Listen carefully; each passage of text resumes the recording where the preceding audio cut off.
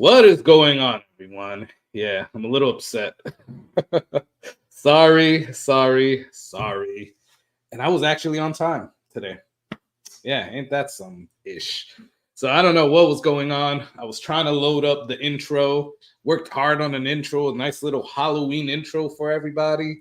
And I don't know, doesn't want to load.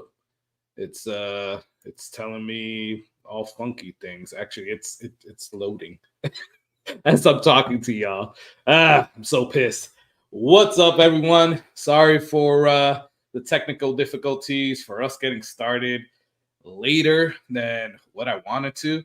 But hey, it wouldn't be a live stream if we didn't have tech difficulties, right? I think Keith P said that. So what's up, everyone? We're just gonna get straight into it. But I will tell you that if this finally freaking loads, we might have to do like a little interlude, and I'm gonna play it.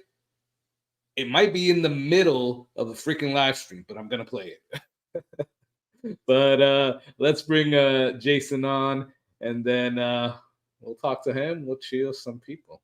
All right. What's up, brother? What is going on, my man? Wanted to put my fist through the computer screen, but other than that, I hear that. Yeah.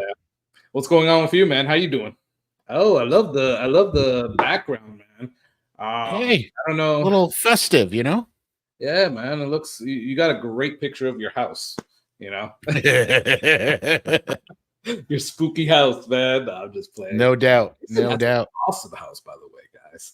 You guys already seen his whiskey well, so yeah. So saying, yeah.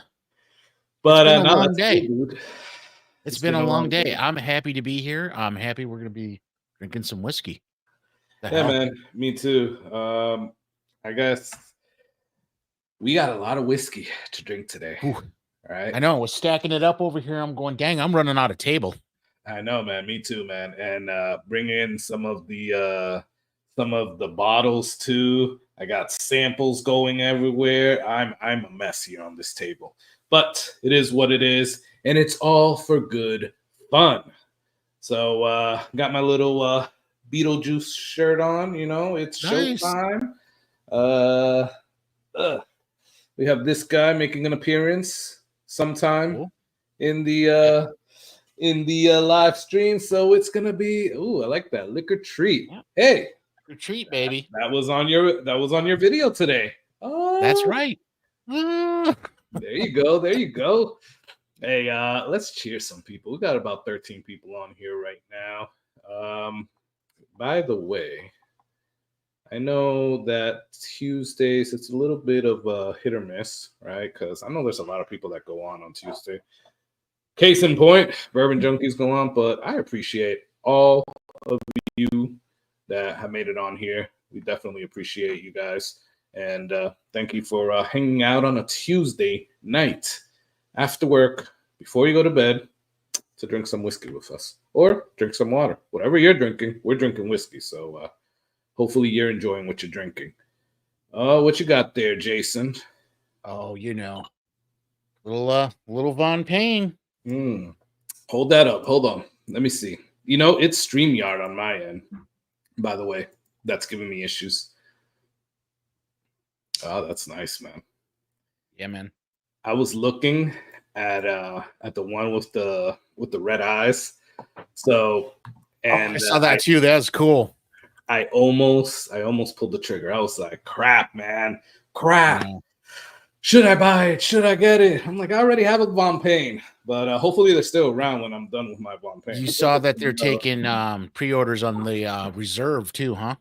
Yeah, and that thing's cast strength. What's the proof on that? Oh God, I forget what it was. It's like 118, 120, isn't it? Yeah, something like that.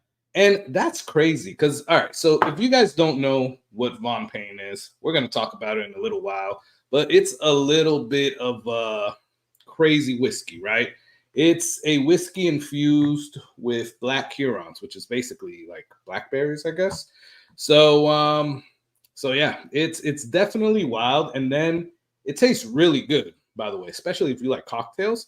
But at cast strength or 120 proof or something like that, that thing's gonna be amazing. So yeah. Okay, a little lower, 113, but this one is aged 7 years, the reserve. The regular Von Payne is aged 3 years.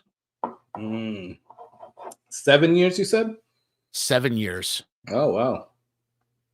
Yeah, I don't know. Like, that's the thing. Like, I don't know anything about black Hurons, so I don't know how that is gonna be better or worse if it ages. I don't know, but so it's definitely gonna be different. That's for sure. Yeah, I mean it's a dark berry. For those that don't know, I just threw out a video today. I actually did a review of the Von Payne, but so I guess they wasn't even legal in the US until like was it 2003, because it used to threaten the logging industry because the stuff would just like take over. It grows like wildfire.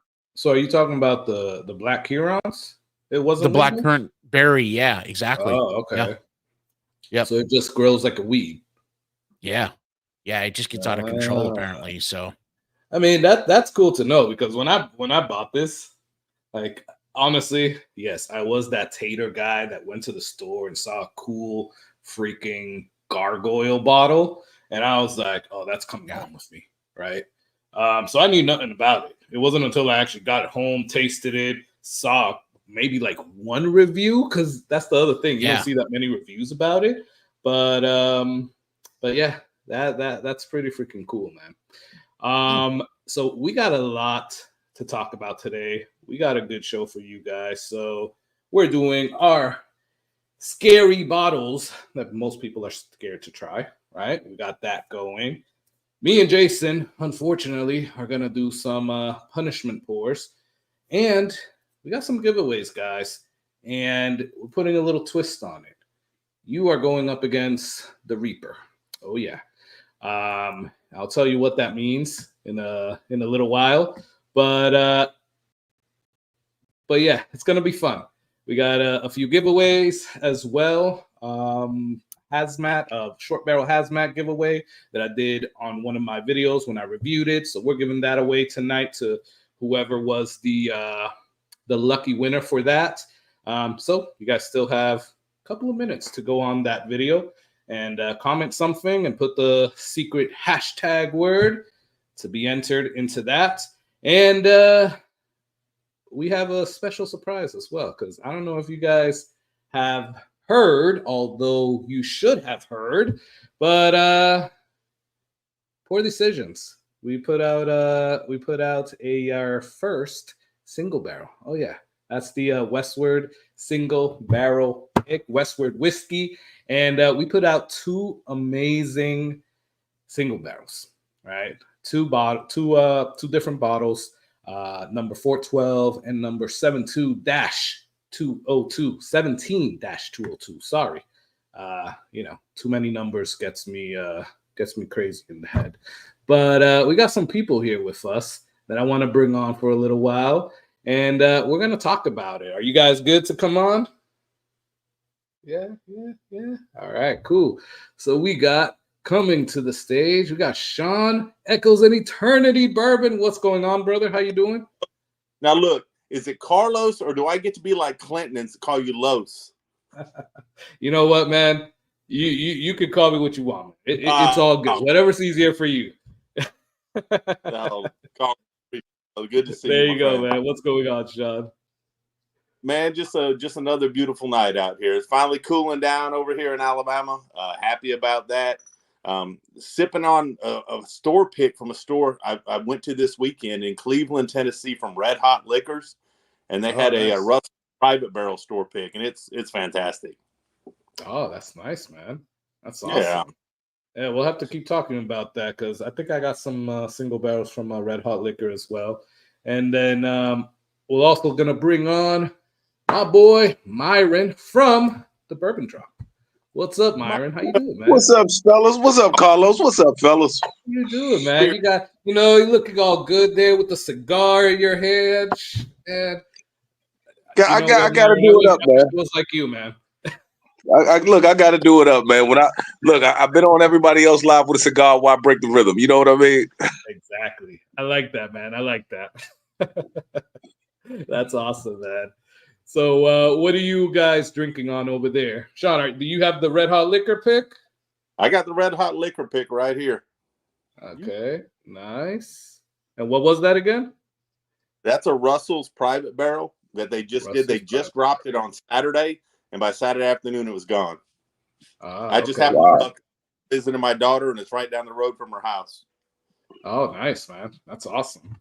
And what about you, Myron? What you got drinking over there? Sipping on a little bit of this is the 5-year tumbling dice. This is a store pick from 925 Liquors that's not that far from me. This is probably, I like that pick so much. That's probably my 5th bottle right now. Oh, wow, they dropped it like 2 years ago, and I think that's my 4th or 5th bottle in the 2 years since they dropped it. Nice, man. I think I only have one tumbling dice. It was a store pick, but it's really good, man. People sleep on tumbling dice, man. People sleep on tumbling dice. They do. I don't know if this one is the one that I have is like a high rye or something like that, like a high rye burgundy label. Yeah, high rye. Yeah, but it's pretty good. I do enjoy it. So, guys, the Westward whiskey. Yes, we went live to the public, guys. Everyone, not just patrons, everyone has access to be able to purchase these great bottles. And just want to talk a little bit about those bottles, man. I mean, unfortunately, I had some personal stuff went on, so I wasn't privy to the actual virtual tasting. But if you guys could just talk about it a little bit. I know you guys already talked about it, but just mention a little bit to everybody about your experience with these two amazing picks. Well, if Myron doesn't mind, I'll start it off. Yeah. I'm telling you what, for Americans, these are American single malts. And, I knew we had a single malt hater in the group, Matt. So I was like, I'm just waiting to see this. But I'm telling you what, they were so rich, and they had such depth, and they had so many transitions on flavors, and it doesn't just punch you a lot of times like an American single malt does sometimes, which I like, but some people it kind of puts off. You get a little bit of that peaty type of note, some of that grainy type of note. These were just bourbon drinkers, single malts. They were incredible. Chocolate notes. We got some strong cherry notes on stuff. Every one of them we liked. We had 3 different barrels. We liked them all, but it took us everything to cut it down to 2. And we were only supposed to get 1, but we liked them so much, we ended up a half barrel of each.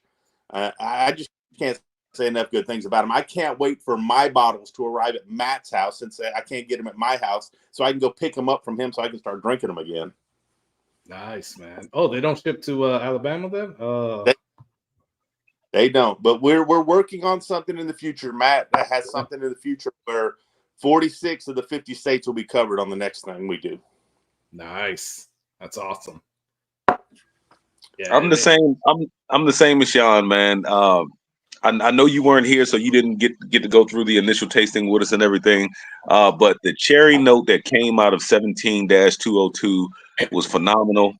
That chocolate brownie note that came out of 412 was just amazing.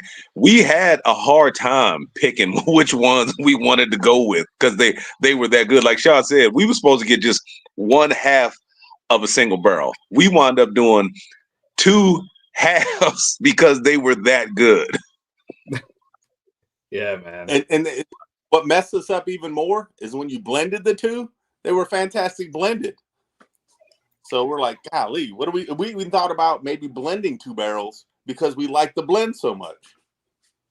Damn, I didn't even try that. Chocolate covered cherry. I wish I would have tried that. Damn. Well, you'll get a chance to, just like me. I didn't get a chance to try it. I was so deep into 17-202 that I never had enough to mix with 412. Yeah, man. It's like I enjoyed both of them like by themselves, and I was just having an experience with both of them. And I gotta say, like, I'll be completely honest. When I was looking at our chat, so by the way, guys, if you don't already know, we have a barrel picking group. Poor decisions. That's who. It's all of us picking the barrel. So obviously Myron, Bourbon Drop, Sean, Echoes in Eternity, Bourbon. We have Barrel Dave. We have Matt, Whiskey Wisdom. And then we got Troy and Laura from Baker Drinks, right? So I was looking at the text chat, and I saw that you guys, like you said, Myron, or you said, Sean, we were supposed to pick like half a barrel. And then when I'm looking at the text chat, I'm like, oh, we're picking 2. Is everybody cool with that? I'm like, hold on. What's happening here? Like we went from 1 to 2. Like I haven't even tasted these, but it was a good choice because when I got home and I delve into these samples, I was like, okay, I get why we go to here. It was good. And then the only one that I have left is this one, the 1037. So I'm just maybe I should have an experience with that one as well. Look, that one to me, and I don't know how you feel about it, but that one was almost my number 2. We started going back and forth because that one right there had almost like this lemongrass note in it. It had just like almost like a lemongrass, lemon drop. I really like that one as well. And that was the wild thing about these picks is none of them tasted the same, and they all were bourbon drinker friendly. Like they weren't just like an American single malt that would put people off. They were just like bourbon drinker friendly. Yeah, man. And that's the good thing. Like everybody that I talked to about it, they were like, American single malt, I don't know. But it's like you have to taste it. Trust me, yes. You have to taste it because they are definitely, like you just said, bourbon people friendly. Like it's definitely an experience that you have to take, and it's not going to throw you off. It's really good. I can't wait. I've got a not bourbon drop, but a bourbon share coming up in first part of December. And I can't that there so people can try that and go, what in the world have I been missing? And huge shout out to Troy and Laura Baker. They're the ones that put us onto this. And they did great work on getting that to us and getting it set up. So we had that opportunity. I'm very thankful for that because I would have never known about Westward without them. Yeah, definitely. And shout out to Troy and to Laura. They definitely hooked it up there. And again, I was a little concerned with starting off of American single malt, but I'm glad we did. These bottles are something else. That's for sure. So I'm getting the little lemongrass right now, Myron. As you said, I'm like, oh damn. Yeah, it just kind of hits you by surprise, but it's there. It's like light and refreshing. Yeah. And then can we talk about the great prices that there are?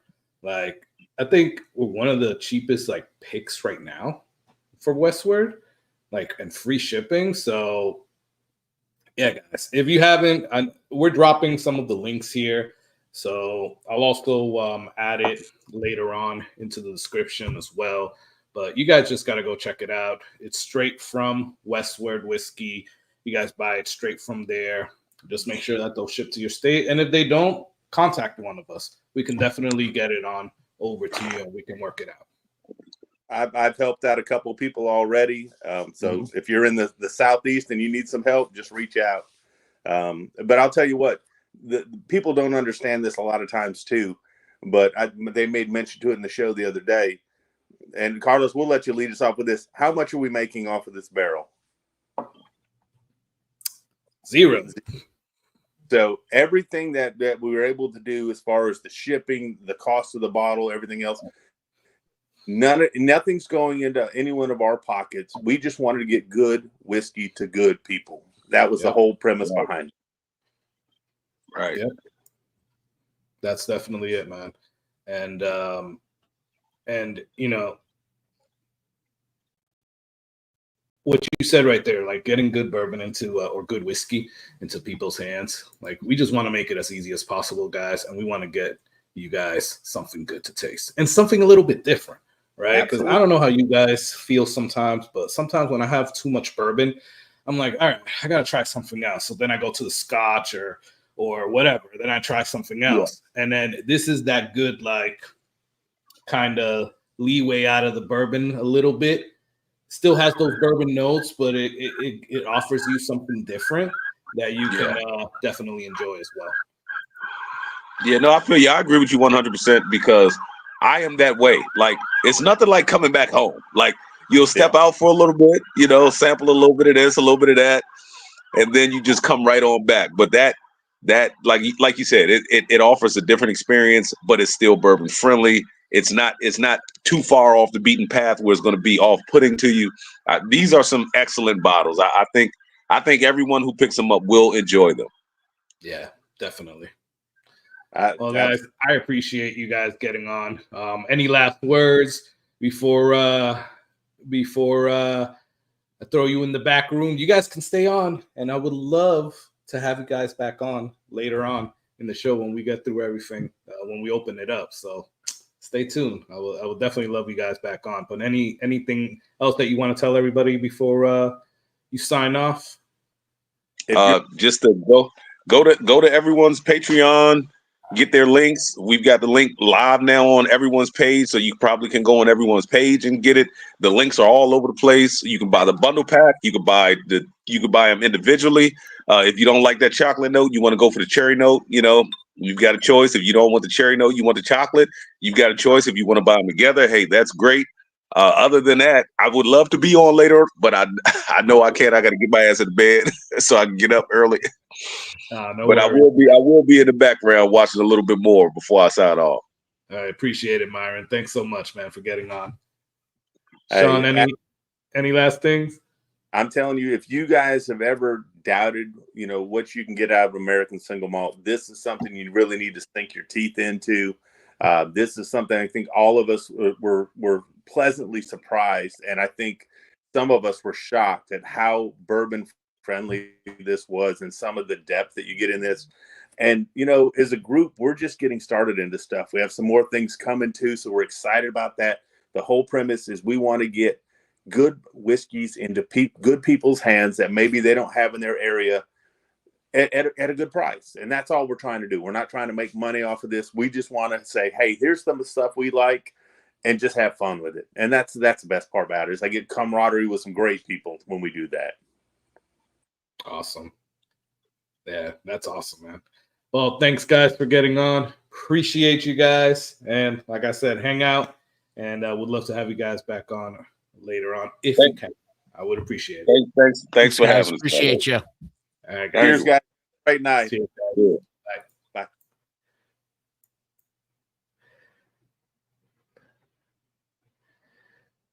So, yeah, you guys heard it there. The links are up. Matt's been doing an awesome job putting them in the chat, guys. So if you're interested in these, go and check out the websites, the links. Go and check out the actual notes and stuff as well. We put them there, like what they taste like, what you'll kind of get. So yeah, go check it out. You can buy one bottle, either or a bundle set. So definitely go check it out. And I know I'm waiting for my bottles. I know you are too. So am I. Jason. I am too. Jason man. is a huge single malt fan, and yeah, hopefully we can have you on the group for the next barrel, man. And folks got to understand. I mean, go check out the links, but the price on this is insane. If you know anything about Westward, it's not a cheap distillery to get into because they do really quality stuff. But I was blown away when I went on there to order the bottle and the shipping was included. Come on now. And for a pick, I mean, their regular batch stuff goes for more than the price you guys were able to get this down to. So, heck yeah, man. I was blown away with it. I'm excited. Yeah, man. I'm excited to get those. It's like I wanted to get here already. Damn. Yeah, I know. So, guys, I love that, Michael. You had me at sex. I mean, cherry sex. That's awesome. Hey, guys. So we're going to do our scary bottles that people are afraid to try. Yes. Mm-hmm. So let's get started, man, because we got three each that we got to go through. So let's start with you, man. Let's start to see what you got going on there. What's your first? Talk about what topic it is, like what category it is, and the bottle. I'll solo you out here. So, I kind of went from the tact of mine. That's scary in terms of all three of my bottles. People hear a lot about, and I think kind of the rhetoric around it, if you will, can be a little daunting, especially for folks that haven't tried them. And I kind of took it a step further. I think you did with yours too, Carlos. But I also went with polarizing bottles. So once you do try them, they're either a bottle you love or you absolutely hate. And that seems to be true with all of these. So my first one up, I went with the good old Willet Green Top. Oh yeah, and you talk about polarizing. That is definitely one of those bottles. Let's say. Absolutely. So one, everybody know, like sometimes Willet is like a hit or miss with everybody, because when we talk about Willet, most people think about like the little genie bottle one, the pot still one, and then you go to this one. Right? Oh, is that actually Willet? Yeah. So then you go to this one, and it's like, I don't know. We have a I guess one of our friends in the bottle club that he's like, every time somebody posted up like, hey, Costco or Sam's Club just got this Willet Green Top, and he's like, oh, that's a very expensive mouthwash. You know, that's how he says it, right? But it's like you have people like that, but then you have people that like it, and quite honestly, I personally like it. I don't know, how do you feel about it, Jason? So I do tend to like it too. I mean, I think to your point, I don't call the little pot still ones. I mean, I know they're Willet, but I mean, they don't hardly count. You get into purple tops. I mean, that's a whole different level, and most people I think like that. So definitely. I do think the green top specifically it's a very, very distinct flavor. I don't even really know how to describe it that well. Because it's really hard to, you talk to different people, like, mouthwash comes up, toothpaste, all these sort of unflattering, descriptions. But at the end of the day, I mean, I do enjoy it. I think it's a weird enough taste or different enough that either it hits you right or it doesn't. And I don't know. I mean, as many folks as I do. I mean, folks that like it will drink it, and ones that have tried it that didn't like it, that retried it, still don't seem to like it. Yeah, exactly. And that's what it is, man. I mean, it's so polarizing. And because of that, because people talk about it, I guess in the negative so much, some people are afraid to try it. I know that, again, going back to the bottle club that we belong to, North Tampa Bottle Club, shout out to them.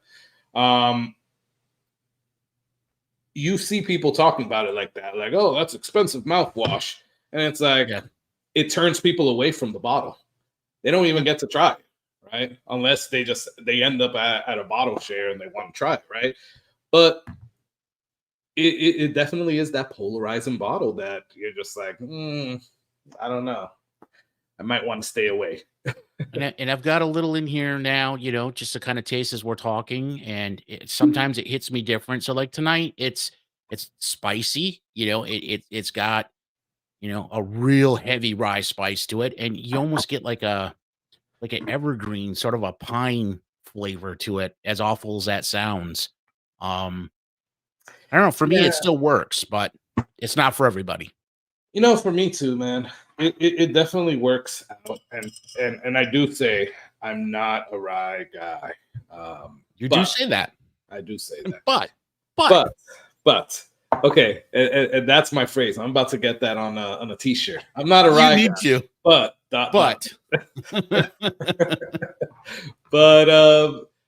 I will say that when I first started like tasting rye, the first few that I tasted were horrible, right? Then I picked up, I don't know which ones it was. I think it was like the Old Forester 100 rye. And I'm like, okay, this isn't bad. Yeah. Right. And I was like, okay, maybe I should explore some other ones. I don't know how the hell I got myself to Willet Green Top, but quite honestly, it's probably that. Like you hear about the purple tops and how exclusive they were, and you couldn't really find them at good prices. I probably newbie. I was like, ooh, this is an allocated bottle, and I found it. Right? Yeah. So I guess that's how I got to it. But then you end up tasting it, and I liked it. Right? I will say it's kind of like you just said right now. There are some times when you taste it and you're like, yeah, this isn't the pour that I really want right now. But overall, I think every time that I pour that, it's pretty good. It is pretty good. So that's a good start to the list. Yeah. Man. So what do you got? What's your first one? So I will solo myself right now. So just like that, I guess we could say Willet / Rise or Polarizing bottle. I got a Polarizing category and bottle, right? Because everybody knows that as a bourbon person, not everybody likes Texas whiskeys. Oh yeah, I went there. Texas whiskeys. Okay. So some people are afraid to try it, right? They don't want to spend the money. They're like, age 2 years, 3 years, 4 years. Like, what the hell is this? When it gets to like Garrison Brothers, or I gotta say, some of the Balcones and TXs and some other ones, you know, there's some sketchy bottles over there. But there are some bottles that are really good. And one bottle that I keep going back to, no matter what year it is, and no matter what I hear people say about this actual distillery, I actually do always like this. And that is Garrison Brothers Cowboy Bourbon. Now, this is 2023. So this is the hazmat one. And guys, I freaking love this bottle. And it started out with the 2022 that I had. And since I tasted that, I was hooked. Now, don't get me wrong. I don't like everything that Garrison Brothers does, right?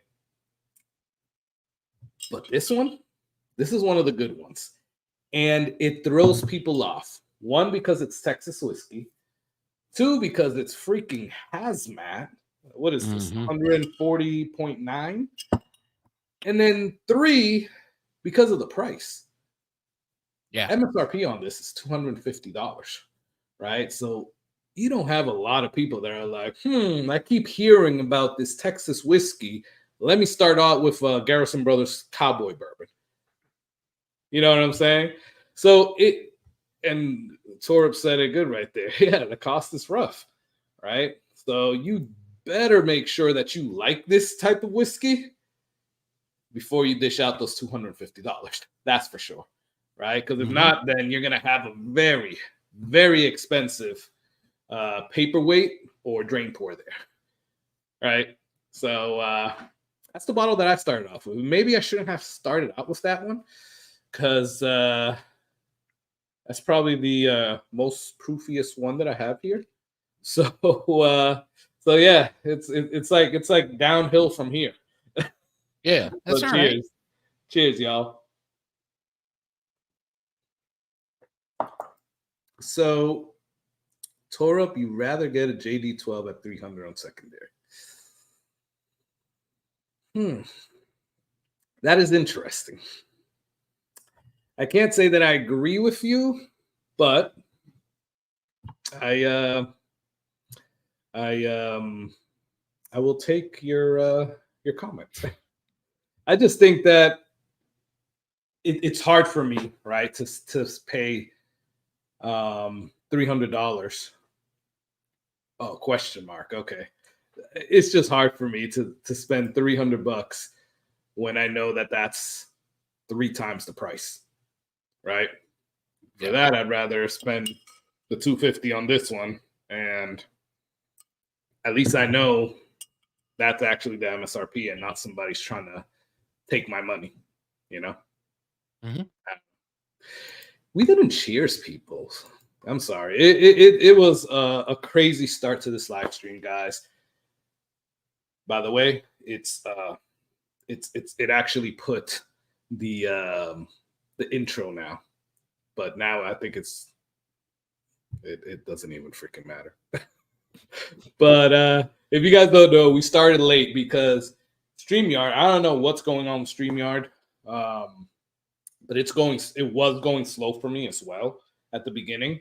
I was hitting buttons and clicking them and clicking them and clicking them, and maybe after the 5th or 6th click is when it would actually happen. I don't know if you guys saw the choppiness of like the I guess the wait screen, but the intro didn't load. It was doing the little what is it, the little loading circle of death, and yeah, we got thrown off. So yeah, it was a rough start. So it is what it is. Brian said that would be a crazy expensive drain pour. This is why you go to bottle shares and know people like Jason and Carlos to try whiskey and bourbons. Yeah, exactly. That would not be good. Well, you would spend $300. I would, huh? Yeah, I would spend $300 on Russell's 15 after I tasted it. Yeah, that's definitely for sure. Other channels are having issues tonight. Okay, Joey B. Well, at least it's not just me. Yeah, I don't know what the heck is going on with StreamYard. It seems like it's getting better now. Like, it was lagging a lot. Like I said, I would click something, and I'll have to keep clicking it because it wouldn't respond. Your intro was so good, you broke the internet, man. I guess, man. It was afraid to play it. Right? That's what I'm going with. So, because of all the issues, like, we started off really rough, right? Kind of threw everything off. I haven't even told you guys what we're actually giving away. So we got some giveaways today, guys. We have a free giveaway, and that free giveaway is 2 2-ounce pours of our Halloween bottles, right? Make intros great again. There you go, Tora. Yes, sir. Yeah, so we are giving 2 2-ounce pours of our Halloween bottles. And Jason, your Halloween bottle is Von Payne Black. Yep. All right, so we got Von Payne Black, which we're going to talk about in a little while, because I want to get back to that discussion. And Finland Spirits, the light is shining on it. Moonlight Mayhem.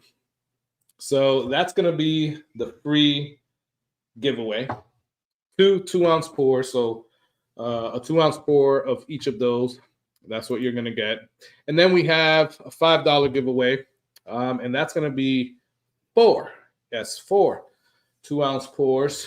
And that is going to be those 2. You're also going to get a sample of this new Barrel King, which is this Barrel King Knighted. And it looks kind of Halloweenish. It's called Sid's Little Black Book. So this is a blend of Indiana, North Carolina, and Indiana bourbon finished in blackberry and Booker's barrels. Yeah, so that is interesting. So you're going to get that as part of it. And then you're going to get a Smoke Wagon Halloween bottle pour, but not really. I mean, the Halloween bottles are just their straight bourbon whiskey. So you're going to get that. And then I'm also going to throw in, I don't have it here, but actually, let me go get it. So 5 2-ounce pours of the Founding Fathers ASW Fiddler, Georgia Heartwood from the North Tampa Bottle Club.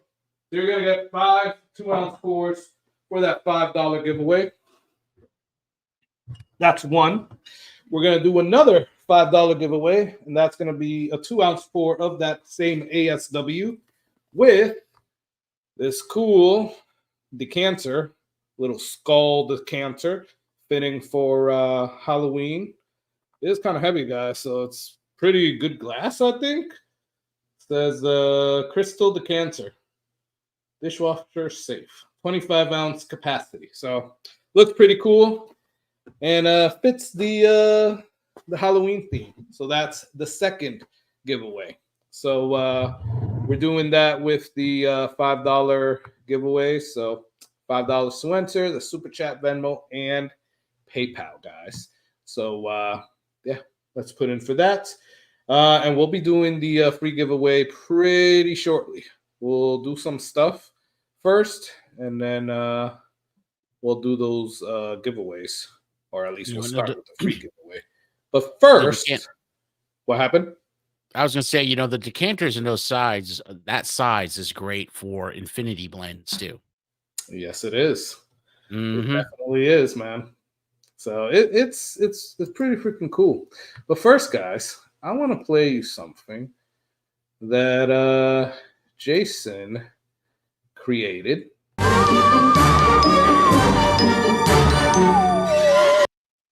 So first off, Jason is a cocktail guy.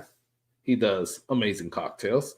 And he made a nice little spooky Halloween cocktail just for Halloween. So I don't know, Jason, do you want to say anything about it before I start playing it? Not too much. So it's using my Halloween bottle. So it does use the Von Payne Black in it, and it's actually my own recipe. So let her rip, man. We'll go from there. Cool.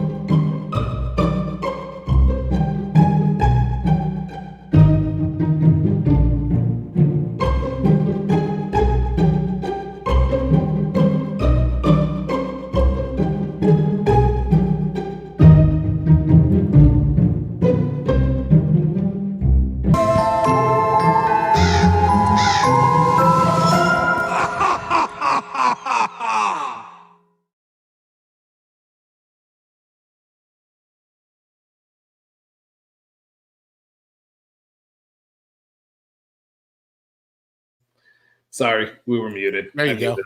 I muted us just to not make any noise during that. But that was pretty cool, dude. I'm a little pissed off that I haven't tasted that yet. I saw Brian's comment, and I'm like, damn, Brian got to try it.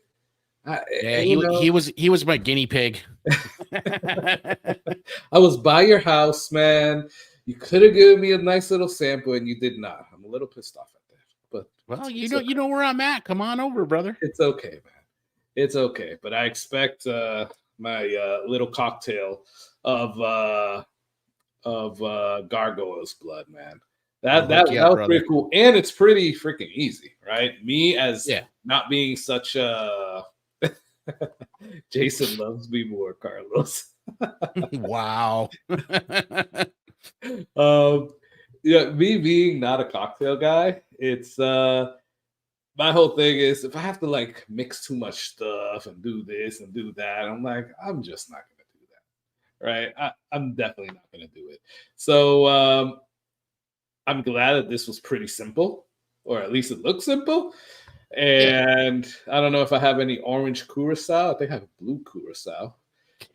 You can sub out, if you want. So you could use Cointreau, you could use Grand Marnier, just depending on how sweet you want it. I like the orange curacao just because it's a little flatter taste. Can I It's use just more blue orangey. curacao? But what's that? Can I use blue curacao? You could. It's the same flavor. It's just blue. Yeah, it'll be a purple's gargoyle's blood, huh? It would, and I actually considered using that just for the color, but Yeah. So I might make that here, man. And then once I mess it up, I'm gonna be like, damn, Jason, this is a horrible cocktail. Right. But no, man, that's pretty cool. So yeah, there you go, guys. And go and check out Jason's video today. You showcased that on your video today, right? I haven't seen it yet. Yeah, so there's a full version on it today, along with an actual review of the Von Payne as well. So yeah, if you get a chance, hit up my channel and check it out. Yeah, there you go, guys. Check out Whiskey Therapy, my Whiskey Therapy, not Whiskey Therapy the band. So no, not the band. I don't know why it keeps coming up for me so much. Like they haven't put out a video. I finally have more subscribers than they do. So like, what the hell? I'm just saying. But dude, like a video hasn't been put out from there for years. So it's like, why is that coming up first? I don't get it sometimes. Yeah. But no, that's pretty cool, man. I might have to try that. So just so that you guys know, we're eventually going to do a Jason versus the Machine live stream. Yes. Right. We're still working out the specifics on how we're going to be able to do this. But basically what that means is that my wife has this cocktail machine that she loves, probably more than me. And she makes these cocktails. It's like basically like a K-cup. So you put a little pot in there, you have your liquor already set up in a container, and it makes you the cocktails. So Jason and Matt were at my house, and I showed them the machine, and we had the idea. I'm like, you know what? You should go up against the machine. So be on the lookout for that. That's definitely going to be a live stream that we're going to do sometime. That's blasphemy. The machine's going down, brother. Let's see, man. Let's see. Can Jason beat the machine? All right. So let's go with our second bottle here, man. Well, actually, no. We're not going to do that. No? We are not, man. Do you have your punishment pours ready and your good pours? Yeah. All right, guys. No, I got everything set up, ready to go, man. So here's what we're going to do. If you have not seen my videos, there is a very nasty skull guy, Reaper, that keeps coming out. And he is here to take all your samples. Well, he's also doing something else, and he's making us do some punishment pours. So actually, that was going to be part of the intro, so I'll just play that part, quite honestly. Man, that was such a good intro, too. I'm so upset at that. So, we've made it this far. Too bad I already have your samples. I might consider give them back to you. But let's play a game. If you win, then you'll get them. If I win, I take more than just the samples.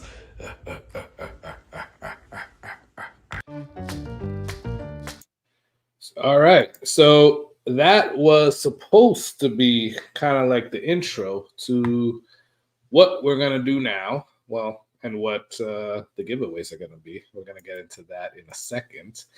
But let's do a little game here, man. I'm sure people would love us drinking some bad stuff. Love to see us suffer. Yeah. Yeah, I think so, right? All right, let me see if I got the good one. Random day picker. Maybe this one? Yeah, that's the one. Boom. Can you guys see that? Does it say good pour? Spin again. Yep. We got it now. All right, guys. So this is the game here, right? We got good pour, obviously the Reaper is your punishment pour. And what we did is that we have 4 punishment pours. So we have 2. We're going to do this 2 times today or tonight. So Jason is supposed to have 2 good pours right now. And I'm supposed to have 2 good pours. And we're both supposed to have 2 bad pours. So I don't know. Did you pick between 1 and 4? Which one you were going to get, Jason? So I've actually got 4 and 4. 4 bads and 4 goods. And yeah, depending on where we land, I'll just randomly pick one of them. I made a list for the good pours, but I have no idea what bottles they're in. So we'll see what happens. All right, perfect, man. So you want to go first or you want me to go first? Either way is good with me, brother. Should we shuffle it or leave it like this? I think we should leave it like this. So yeah. All right. Let it rip. I'll take the first one. Go ahead. All right, cool. You'll take the first roll of the first spin of the revolver. Here we go. There you go.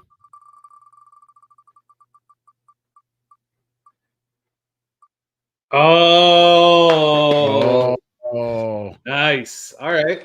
So you get a good pour, man. All right. So you got to tell us now, what pour is this going to be for you? Well, are we keeping it random or? You could pick whichever one you want, man. All right. Well, I picked a random one. So I have got a pour of Yellowstone Limited Edition 2023. Oh, that's pretty good. That's a good pour. Lucky get to trash the palate later. Gutter just said, lucky he gets to trash the palate later. Yeah.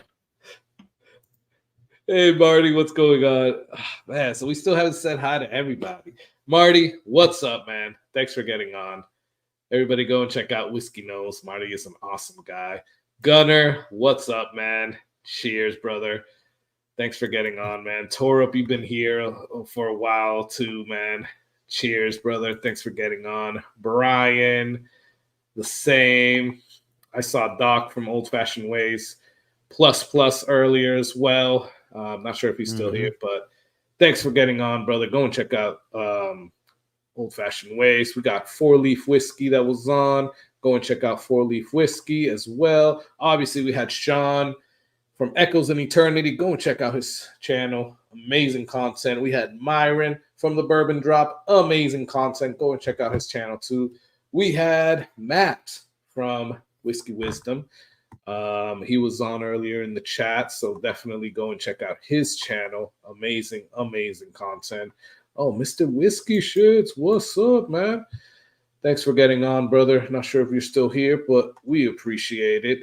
Oh, crap. Hey, thanks, Keith. Appreciate you, brother. By the way, I met up with Keith. Well, we'll talk about that in a second. Thank you, Keith, and thank you, Dorothy. Appreciate it. So I met up with Keith and Dorothy. They're both really cool people.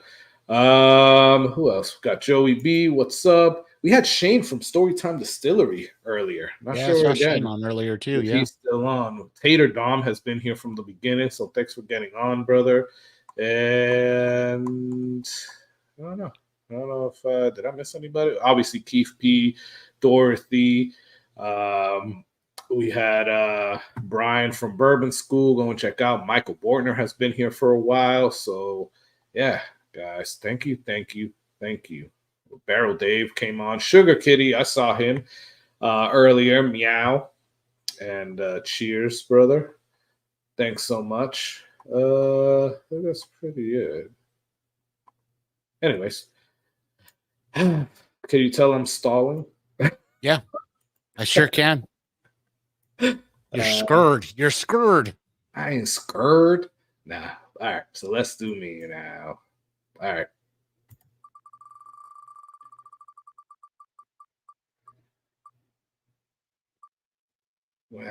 Well, bottoms up, y'all. Oh, yeah. Let's go. I don't know what this is, but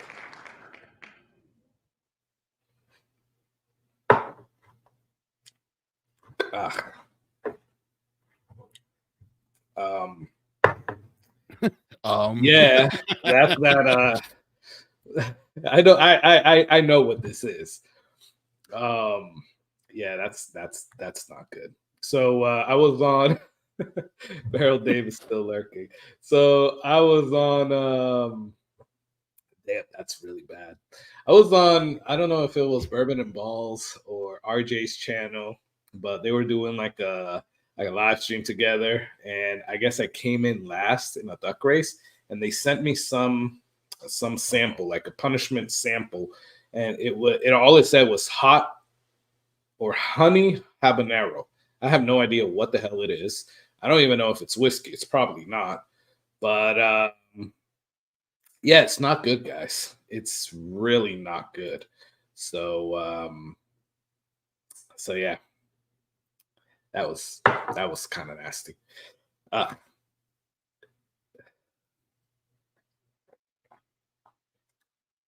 was bad.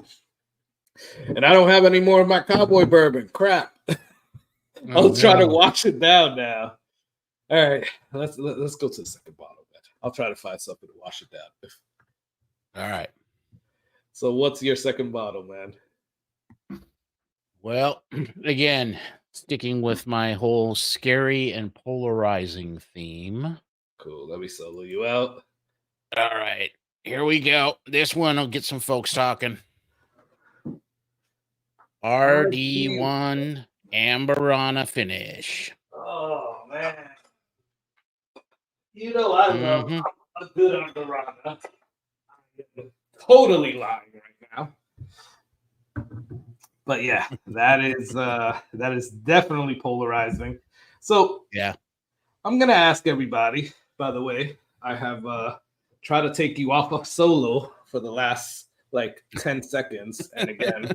It's not letting me, so I don't know what the hell. There we go. There we go. Finally, it came off. Okay.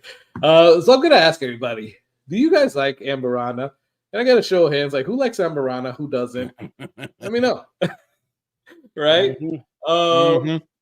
So, okay. So, I think you guys be on an island by myself. Right? I think you guys have heard it before.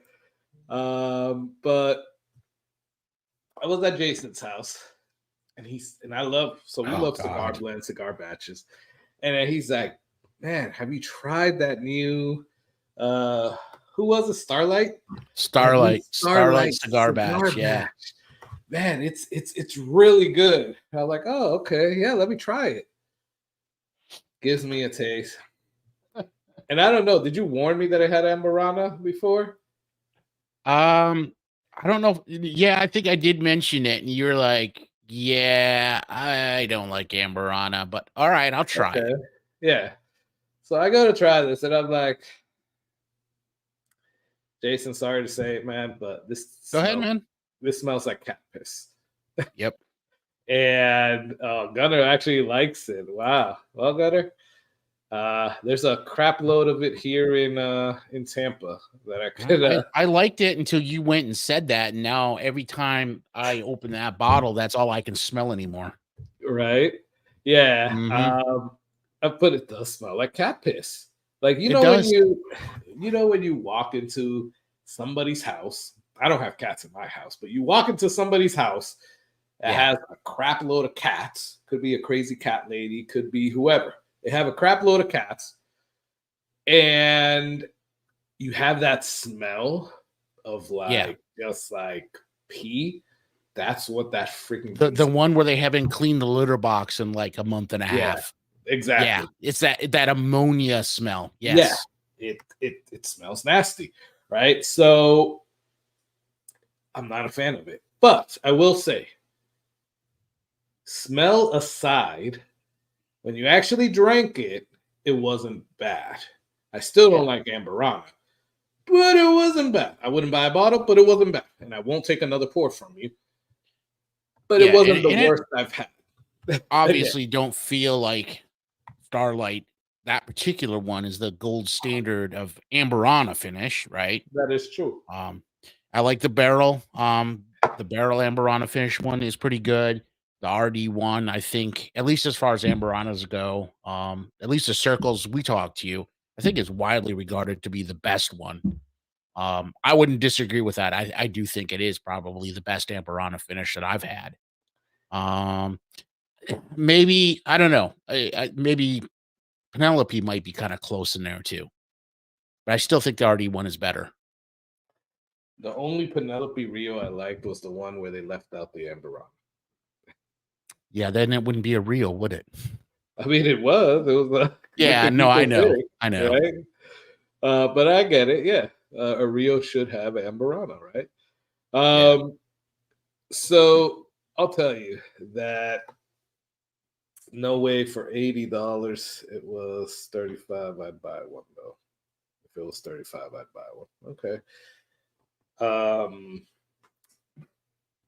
I will say that not being an Amburana fan, we had Wit on from ASW, and he told me, he's like, hey, we're doing our Encore series, and one of the ones coming out on our Encore series is the cigar batch. I really want to get your taste notes on that, because that is, I think he said like they only put like 1% Amburana finished whiskey in it, like a very low thing of Amburana. So when we went up there to do the picks for Short Barrel, we passed by ASW, and it wasn't bad. So I would have to say that that's probably the best one that I've had so far, only because you just taste the Amburana a tiny bit. Like, it's crazy because Amburana is so overpowering. Yes. That just that tiny bit, and you can still taste that crap. And I haven't tried that one from Wit yet. I do definitely want to try it, but that's probably what RD1 did too, was realized it's such an overpowering flavor, and you don't have to let it, whether it's in an Amburana barrel or if you're using the staves, you don't have to let it season in there for very long at all. It's a pretty short process, like Wit was talking about. And so, in this one, the RD1, you smell it. I don't get that starlight smell that, we were talking about. It's a lot cleaner smell. So, hey, what's up, Wade? I think it's just folks, it was the fad, the trend for a while. And I think a lot of folks overdid it, and it kind of wrecked a lot of people on it. But I think if you can, and I think some of them are starting to figure out how to do it right. I think there's some worthwhile ones out there. I think that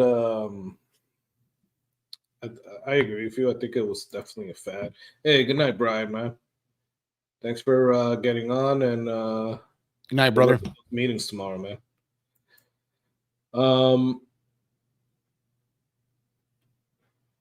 I think it was definitely a fad, and it's dying out now. Yeah. I am so happy that it is.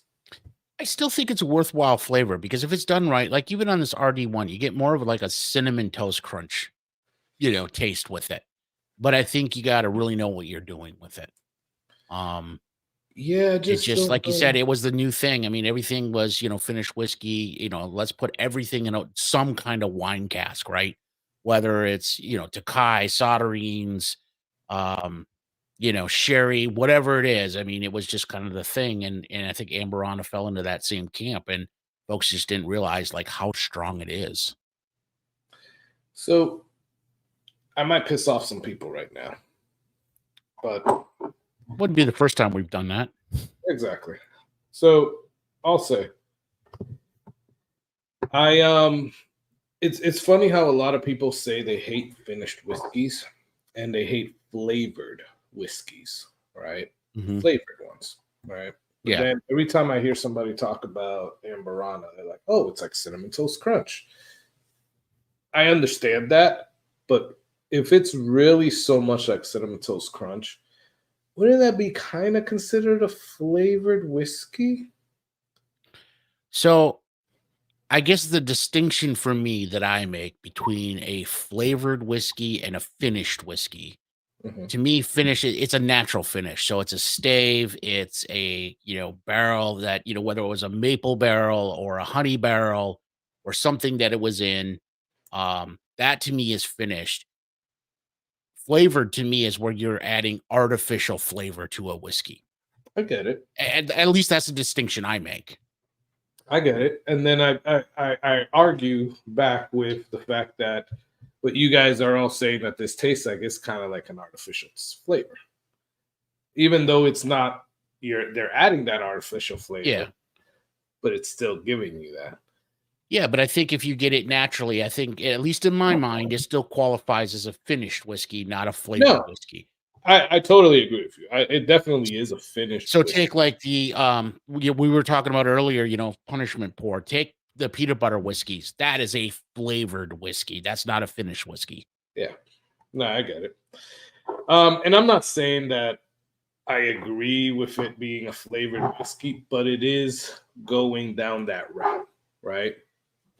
It's a fine line, I guess. Yeah, I can see what you're saying. I mean, I see what you're saying, but yeah, it's a fine line. It is. It is. And sorry to all you Amburana lovers that I just pissed off there by saying it's a flavored whiskey. It's usually the other way around. Usually I get flamed for liking it. So, it's all right. It's all good, man. Hey, what's going on, Wade? Thanks so much, man, for the super chat. Just so you know, we're doing a super chat for I think I messed up on that, by the way. I think it's only 4 2-ounce samples. I think I said 5 because I don't have. 5. I did say 5, right? I don't have this already packaged up. So sorry, guys. It's 4, but I could throw another one in there for you guys. Just because I'm just saying I already have all of these labeled up, taped off, and all of that. That all I gotta do is throw it in this box and put the label on it because I suck at shipping. If that's the one that's not in there is the regular smoke wagon, I don't think anybody's going to be too upset, honestly. Yeah, I don't think so. And not that it's bad. I like smoke wagon. But, that's, I mean, it's a $35 bottle that everybody can buy. You can get that anywhere. Or you should be able to get it anywhere. If you can, I'd be surprised. But exactly. By the way, so hold that thought real quick. Yeah. So the first giveaway is 4 2-ounce bottles. It's going to be the ASW Fiddler North Tampa Bottle Club pick. It's going to be Von Payne Black that we have yet to talk about. It's going to be Moonlight Mayhem, the extended cut. Let me show you guys these bottles, by the way. Just so you guys know what's up for the giveaway. So Von Payne Black, you're going to get a 2-ounce sample of that. That's a Florida only, although I did see it in Georgia. But it started off. So they distribute, but it's made in Clearwater. Yeah, definitely. You got Moonlight Mayhem, extended cut, the Wolfman. There's 114 proof MGP bourbon. You're going to get, I think I said this one, by the way. Again, sorry, I misspoke. You are going to get a Barrel King Knighted, but I'll show you which one it actually is. And again, I'm just saying this because I already have these packaged up, guys. So I don't want to speak. You're going to get the Stag Lee. This is a Barrel King Knighted honey label. Finished in stag barrels. And then you're going to get, I think I already said the Georgia Heartwood. You did, yep. North Tampa Bottle Club. So those are the 4 2-ounce samples. I could throw a 5th one in there for you guys. And then what you're going to get is, so we're going to do 2 giveaways, $5 giveaways. You're going to get this nice little decanter. It's a little skull decanter. And then with that decanter, you're going to get a 2-ounce sample of the ASW Fiddler North Tampa Bottle Club pick. So that's what that is. Nice. So thank you, Wade. You are put in to the giveaway, brother. All right. So let's go back to Smoke Wagon, right? What the hell is going on with Smoke Wagon? I'm pissed off right now that I haven't gotten the Halloween bottle here in Florida yet for this year. I haven't seen it. I haven't seen it at all. No store has it in Florida, or at least in Tampa. I don't know if other places of Florida, right? And it's actually pissing me off because I'm like, quite honestly, guys, that's the bottle that I wanted to give away for today. think it was going to be a good bottle. It's a nice little Halloween bottle. And I wanted to give that out, but it never reached Florida. I think it became available on Sealbacks maybe a week ago, but it would never get here in time, right? Yeah. So yeah, I was a little upset at that for that not being in Florida yet, or at least in Tampa. I don't know. It could be in other places. I haven't seen it, so yeah, I don't know, man. But I'm a little pissed off at that. Either way, we got the second round of the punishment pours, man. So let's do this really quickly, and then we can get to let's do my second bottle, actually. Yeah, there you go. Let's do that first. Yep. So going along with crazy finishes, right? We just talked about Amburana. We talked about RD1, and Amburana being like a finish that's very polarizing. This is a polarizing finish as well. So this is a finished bourbon, and the one that I'm going to talk about is bourbons finished in tequila, like Short Barrel El Jefe. So, yeah. Yep. I don't know if you guys know, but I am not a fan of tequila finished bourbon. I'm a fan of bourbon finished tequilas. Did I say that right? Yep. You did. But I don't like when my bourbon is finished in tequila. I don't, right? I just don't like it. But I will say I have a Balcones over here, Big Baby, that I did not like. That should have probably been a punishment pour. I mean, it's not that bad, quite honestly, to be a punishment pour. But I will say that out of all the tequila finished bourbons that I've had, El Jefe 3, so this is the third batch of El Jefe. This is actually the best one. Is it really the third batch, though? I thought there was the first. No, and one got skipped. It is, because I talked to Clinton about it. 1, 3 is 3 in Spanish. Yeah, so no, I know that, but that's the reason why I asked him. I'm like, so is this actually the third batch, or are you guys just trying to be cool and use Spanish words in your El Jefe?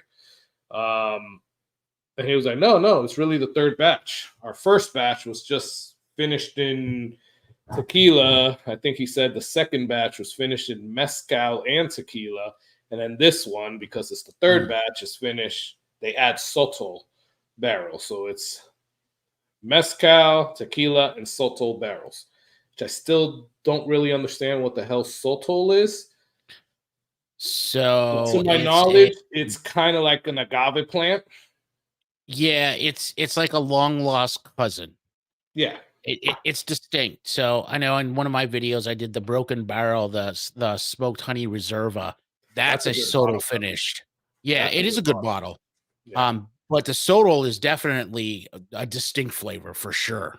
Yeah, it doesn't taste anything like tequila or mezcal. Yeah, from what I read, it's used more with Texas whiskeys versus southeastern Texas desert is where it grows, if I remember correctly. Yeah. So versus it tasting like a tequila. So you don't get those agave notes, but you still get somewhat I don't know how to explain it. It's really earthy. It's almost like if you have an aged bourbon, like a 18-year, right? You get that sort of dusty, earthy kind of flavor. At least that's how sotol hits my palate anyway. Yeah, no, it's definitely earthy. Hey, what's up, Matt? Thanks for getting on, brother. Matt Acton, what's going on, brother? Matt loves the El Jefes. No, I'm just playing, Matt. He has all the bottles. He gets every bottle that he could find. No, I'm just playing. He really doesn't like them. All right, so and I'm with you, by the way, on the tequila finish. So I love tequila. I love whiskey. I do not like them together. No. I can tolerate bourbon finished tequilas. Like I said, I have a few of them, and they're not bad. But the reason that they're not so bad is because you can hardly taste the bourbon. You know there's something there, but you can hardly taste it. If I'm drinking tequila, I want it to taste like tequila, right? If I'm drinking bourbon, I want it to taste like bourbon. I don't want it to taste like tequila. So I think that's the problem, right? Yeah. But that's a good explanation, Torup. Yeah, definitely more peppery too. I would agree with that. Yep, definitely. And then he says it's like white pepper. To me, it's neat, but not a bottle kill. Yeah. Yeah. Yeah, it's not an everyday pour for sure.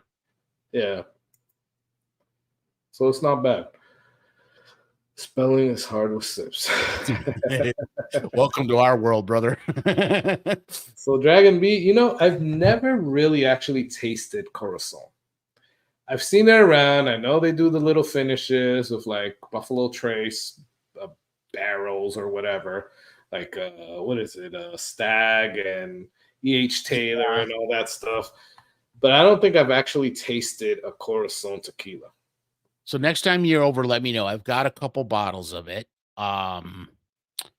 As far as tequila goes, I mean, the finish is not bad at them, but as far as tequila goes, it's not my favorite tequila. Not by a long shot. Okay. That explains it. But that said, I think if you're a bourbon guy trying tequila, it's a good gateway, right? If you're a real tequila fan, you're not going to be happy with it. Okay.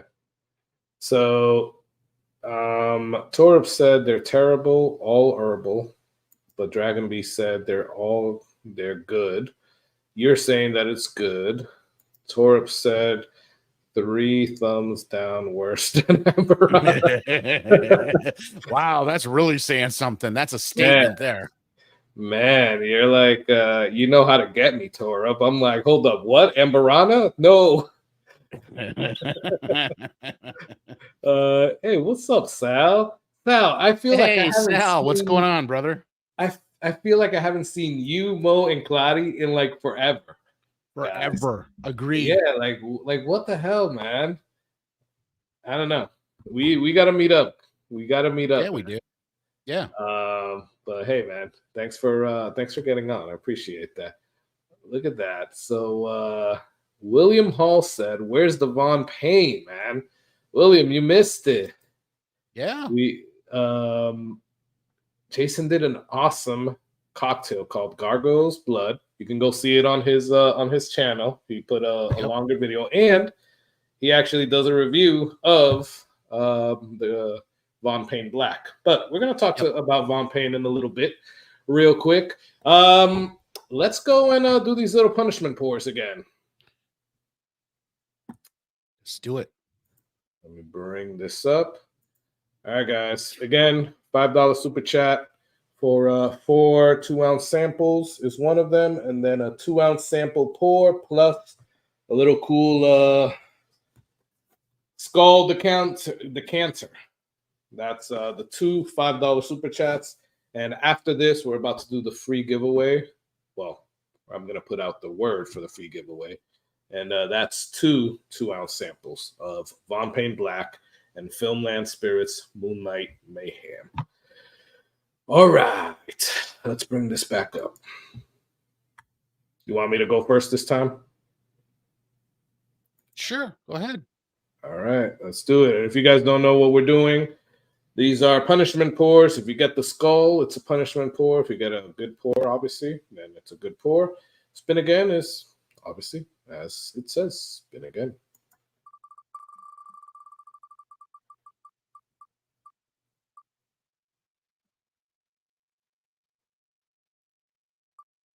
Oh, no matter where it landed, it's still a good pour. All right. Look at that.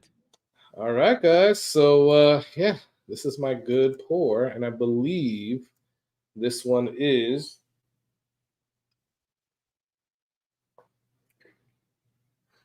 I don't know if this was a good pour, but it was a pour that I made myself get. It's definitely better than these punishment pours. This is actually my new Barrel King Knighted. And this is why I had that barrel here, by the way. That's why I kind of messed up earlier.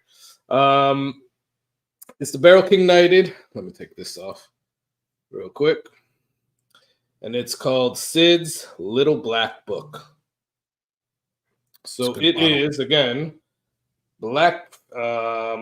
It's bourbon finished in blackberry and then finished in Booker's barrels. It's interesting. I won't say that it's my favorite, but it's definitely interesting. So I finished that right up. And now we're going to go for Jason. Will Jason get lucky again? I don't know. Let's go.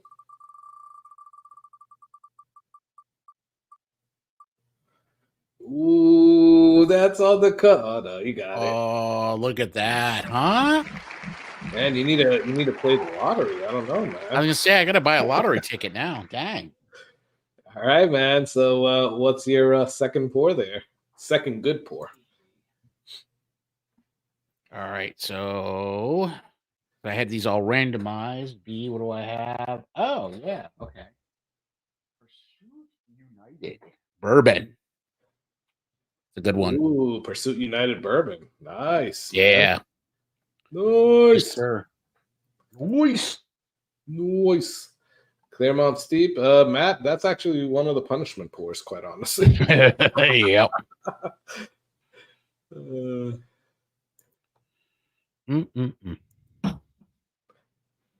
So William, we're gonna put the hashtag for the free pretty shortly right now. Roger, what's up, brother? Thanks for getting on. Roger Rando, what's going on, brother? Mark, what's up, man? Mark. I think I saw Cheech. Oh, there we go. Oh yeah, there's Cheech. What's up, Cheech? Oh. Thanks for getting on, guys. Gotta mix that 2 bad pours for the next bit. Oh God. Oh man, that's pretty it's pretty out there, man. So hold on, where is it at? Man, it keeps going away. There you go. William Hall said he's loving the background, man. Oh, you changed the background. You don't have your creepy house in the back again. No. Now I went with the creepy Now field. you went with your backyard. Yeah. Okay, right. Nice. That backyard is pretty creepy, man. There you go. All right, guys. So let's do this free giveaway. So give me a second. We're not going to do it. I'm just going to give you guys the word, and then we'll go through our third bottle. And after that third bottle, then we'll get back to it and do that. So what should be it?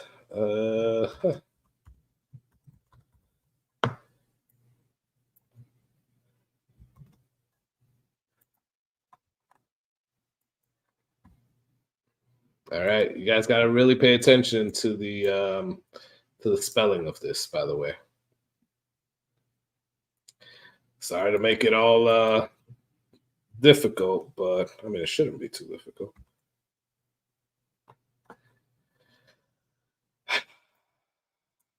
Just depends how many pours you're in, because spelling can get real hard. Yeah, definitely. All right, so the word is hashtag Von Payne. Oh, there you go. So put hashtag Von Payne, and you will be entered for the 2 ounce samples. So put that in, guys. Oh, hey, what's up, Mike Brock? Thanks for getting on, brother.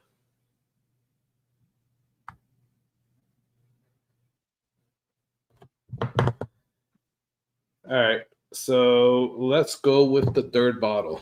So, guys, we're going to go to the third bottle. Once that's done, then we'll do this little giveaway. Cool. And again, we still have the $5 giveaway for 2 ounce samples. And I'll probably throw in another one in there as well. Then that's one. There's 2 $5 giveaways, by the way, 2 winners. One is the 4 ounce sample pours. It's going to be Moonlight Mayhem, Von Payne Black. So let me show you guys. Von Payne Black, Moonlight Mayhem, Nice little, what is it, 6 year? I don't think it has nation. MGP bourbon. Stag Lee, which is over there, so I'm not going to get up and get it. But it's Stag Lee, so it's a Barrel King Knighted Stag Lee. And then a Fiddler Georgia Heartwood North Tampa Bottle Club pick.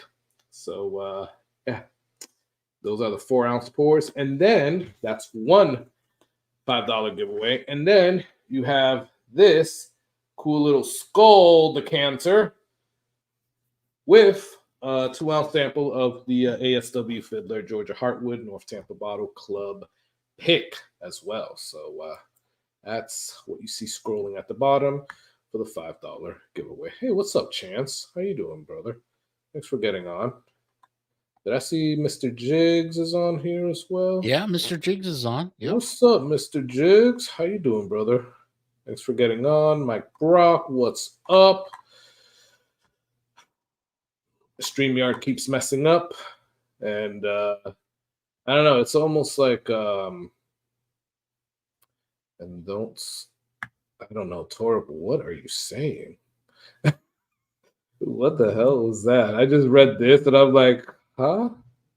And okay. Torb, you've had a few pours. I don't know what you mean, man. Hey, what's up, Mr. Jiggs? There you go. That's what I thought. Man, you get more treats than Dickle. I mean tricks. Anything more than Dickle would be good.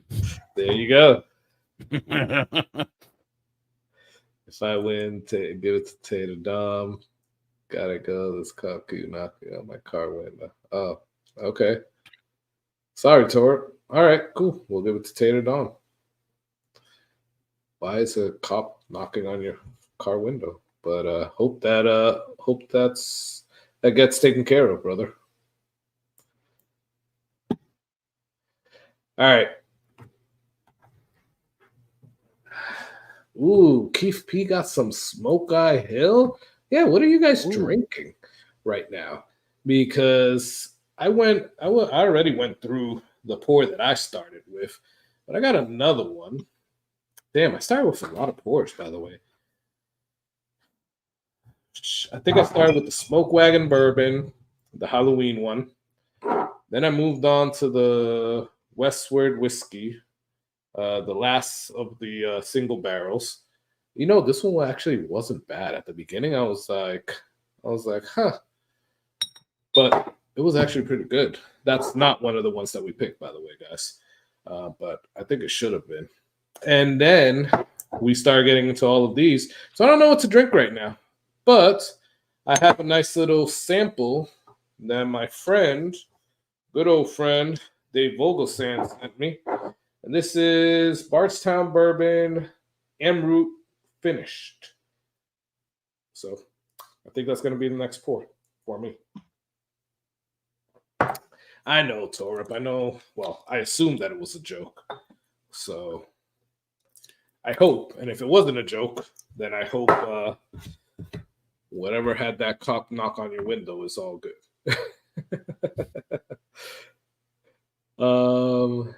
Lost recipe. That's what Matt has. Matt, I still haven't opened my lost recipe. What is wrong with you, dude? That's a good pour.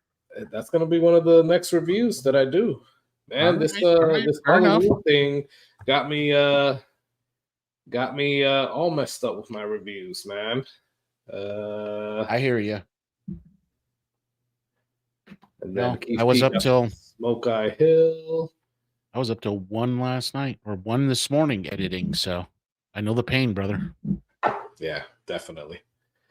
Dude, I was last night freaking packaging up sample bottles. So, like I said, I already have these sample bottles packaged up. I just got to put your freaking name on it. Whoever wins, I got to put your names on it, right? By the way, hashtag Von Payne, if you want to enter that free giveaway. We have 28 people on, and I only see 16 entries right now. So hashtag Von Payne, and you get put in to that free giveaway. So Chance had some Old Scout store pick. Old Scout. Damn, I haven't had some Old Scout in a while. It's been a minute, but yeah, some of those can be really good. I agree. Yeah. JB Winter Reserve. That's actually a pretty good bottle. We had it at the bottle share the other day, right? Chris brought us. It was pretty good. I might go buy one if they're still available. Hopefully they are. It's not bad for $25.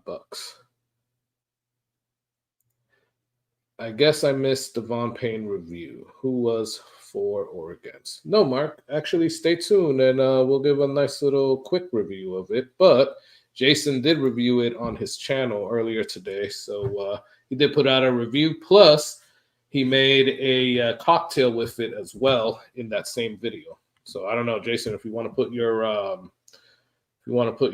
link in there. Yeah. And Mark, you can definitely go and check it out. But we'll do a little quick review on it in a couple of minutes, actually. You pull the link right to the video here. Hang on. Sal got some Angels Envy Triple Oak. How is that, Sal? I think somebody sent me a sample of it. I think it was, I don't know who it was, but somebody sent me a sample. I got to check. Oh, Doc, Old Fashioned Ways. He just sent me a sample of it. I'm not a real Angels Envy fan. I'm not either. I've passed on that bottle, but I am curious. Pizza, what's up, brother? Pizza, thanks for getting on, man. Got some Augusta Old Route 8. That's actually a pretty good one. I don't think I've had that one. I've had a sample of it as well. It's actually pretty good. Is it? I haven't seen it here, I don't think. No, I've definitely not seen it here. No. Maybe TJ has it. Maybe MVP Liquors. Does he? I might have to hit him up. Saw it at some point. I don't know if he still has it. Not bad, but it's weak on the finish. So, Sal, is it actually worth the money? Is it like $80? I think it is. Is it worth the money? Right? Am I missing out, or should I just keep my money in my pocket, basically? And if you guys don't know, Latin Sip, they have their channel as well. Go and check out Latin Sip. They are fellow Tampa peoples. Yes, they are. People, and they have some really. They put out a lot of good stuff. Oh damn! Look at that. Mark is saying some good stuff here. So thank you so much, Mark, 114 cider maple shake and pour. Yeah, that would be good. Absolutely, Mark. Nice. Oh, damn, not at all. It's 57 at MacDill. Okay, well, I'll taste the sample that I have eventually, and then I'll be like, yo, Sal, hook it up if I like it. Yeah. Peerless Double Oak tonight. That was a good pick. Nice, man. Yeah. That's a good pick. That was a good pick. What did I put? Oh, I poured this. Right now I'm on Amroot, Bardstown, Amroot finished. All right, so let's do, I'll let you know, Sal. Let's do our third one. So again, guys, we're doing scary bottles that people are afraid to try. I did 2 already. I did Texas whiskey, more specifically Garrison Brothers, and I did the Cowboy bourbon, the hazmat from last year, so 2023. And then I also did the short barrel El Jefe Tres. So basically that was tequila finished bourbons. Jason did the RD1 Amburana. So Amburana finished bourbons. And then he also did Willet Green Top as a very polarizing bottle that people either love or they hate. So those were the 4 that we went over already. And now we're getting down to the last 2. You know what, Jason? I'll go first on this one. Yeah, man. Go right ahead. So I can get it on over with. And guys, I mean, you had to have known this was going to be on the list. You had to have known. Because a scary whiskey tasting list is not complete unless you add the Dickle. It is what it is. So people are afraid to try Dickle. Why? Because so many people don't like it. So many people talk crap about it. Personally, I don't get too much of the Flintstone vitamin taste myself on a lot of them. But I will say that I bought a 15-year single barrel, and that has it all over it. So at the beginning, I was like, I don't get what people are talking about, because this is actually one of the better Dickles, I think. This is the 11-year bottled and bond. I don't mind this one. Then I got that 13-year. It was a little different. 13-year bottled and bond. Then I got that 15-year single barrel, and it was one of the higher proof ones. I think it was like almost 100 or at 100. And I was like, yeah, this is that taste that everybody hates. So people are afraid to taste Dickle, and I think they don't make it easy on themselves either. I mean, who the hell puts out a Tabasco flavored freaking bottle? Like, seriously? Like, you already have people not wanting to try you because everybody talks so much crap about you, and then you go and put out a Tabasco flavored one. Like, does everybody remember that one? Yep. That was basically the Malort before Malort. Yeah. Before the original Malort, right? Yeah, it was basically before everybody was talking about Malort and having a horrible pour. Yeah. That was the pour that you did funny. not want to pour of. So, they didn't help themselves either. But I will say that if you have not had this 11-year-old bottled and bond, try it. You can ask me for a sample as well. I think it's one of the better ones because I definitely don't get that taste, that Flintstone vitamin taste from it. The 13-year, like I said, it's that one is more polarizing. I sometimes like it, sometimes I don't. And the 15-year, forget about it. I was done with the 15-year. So only Dickle. Cowboy is great. No Dickle, just 2 mineral. Not again. Yeah. Have a 13-year-old bottle and bond and not a fan. Well, that's the thing, Pizza. The 11-year-old is a hell of a lot better than that 13-year-old, at least in my opinion. I tasted the 11-year, and obviously as a bourbon drinker, you're like, oh, it has to be better because it has 2 more years on it. And that's not the case. That is not the case. And then I went on and I bought the 15-year, and it was even, and it was not good. It's actually 2 or 3 years more of crap is just more crap. I like that. 2 or 3 years more of crap is just more crap. Dickle. Yep.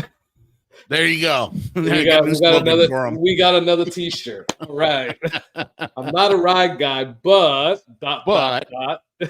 And then now 2 more years of crap is still crap. Dickle. There's a reason they have them, Matt. He has 2 Dickle single barrels, a 15-year, and I believe a 13-year. I think the 13-year is a bottle of bond, Matt. I don't know. It might be this blue label because usually the single barrels are that 15-year one or more. No, I think they also have like a 9-year-old single barrel as well. I might be wrong. I don't know. But yeah, Matt, I don't know. How do you like the Dickle, Matt? I don't think I've ever asked you that. That's what she said. Right? Dickle is only okay in this Gumber. So, okay. Yes, you bring I up do a agree with great that. point, Chance. That is a great point, right? Yeah. The crazy thing is that when you blend Dickle in certain bourbons, it's actually good. Yep. Right? But by itself, it's very, very polarizing. Although I will say that the Discovery, I think the one that had more Dickle in it is probably the one that I did not like. Yeah. The least favorite one. Mine too. I don't know if that was the 8 or the 9. I'm not up to there. I'm not up on the numbers like that. But it was the one that had the most like Tennessee whiskey, which we all know was Dickle.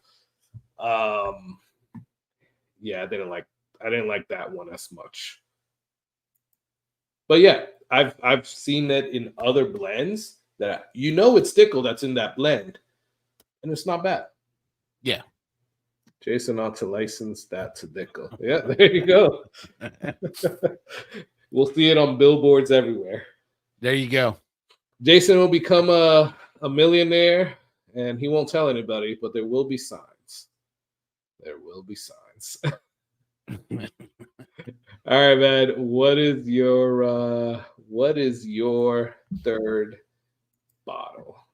All right. So we're doing scary. And I do happen to like this one, but there's a reason I picked it because it's not for everyone. So I don't think you can do a scary bottle list without having a peated scotch on there somewhere. So I went with a peated. The reason I went with this one is it's a cask strength. And you do like an Ardbeg, like an Ugadal or a Corey Vecren, or you get into like even Lagavulin, like a distiller's blend or something like that. I think those are pretty darn tasty. I think this one is more polarizing. And it's the Lefroy 10-year cask. Oh. And it's that iodine flavor. I mean, either you're okay with it or you just hit your palate totally wrong. Which now I'll have a little of this and I'll probably blow up my palate for the rest of the night, but that's okay. Man, so I don't know. Can we still play this punishment pour game, or are you gonna taste peat on everything? It'll be less punishment for me at this point. You'll take peat on everything. Like, man, Carlos, that thing was good. Jason, right. That was not. Yeah, see, folks are hitting it already. Yeah, Mr. Whiskey Shits. Yep, Band-Aid, exactly. Yep, there you go. It's the Whiskey Shits. Hey, Adam, your package is going out tomorrow, brother. I have it packaged up, but I need to send it out.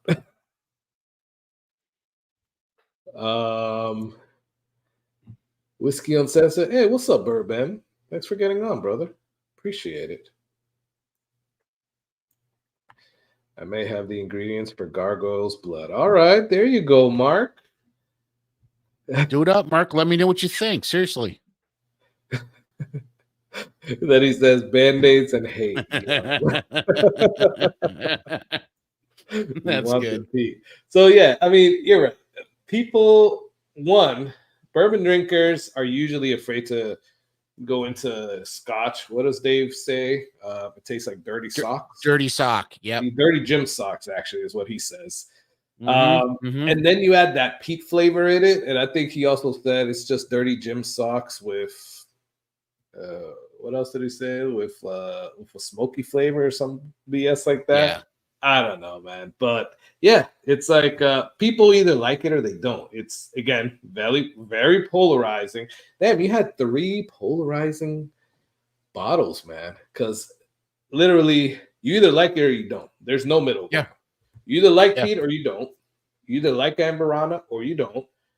You either like Willet Green Top or you don't. You don't, yeah. Yeah, there's no middle ground with that. So yeah, I ain't afraid of no peat. I'm not either. That's another shirt, and that's a Halloween shirt with the little Ghostbuster and a peat bottle in there. There you go, man. I mean, I should be writing some of these down because I won't remember any. You should. Whiskeycorner.com. That doesn't exist yet, but look for it. You'll see some of these t-shirts eventually when I remember.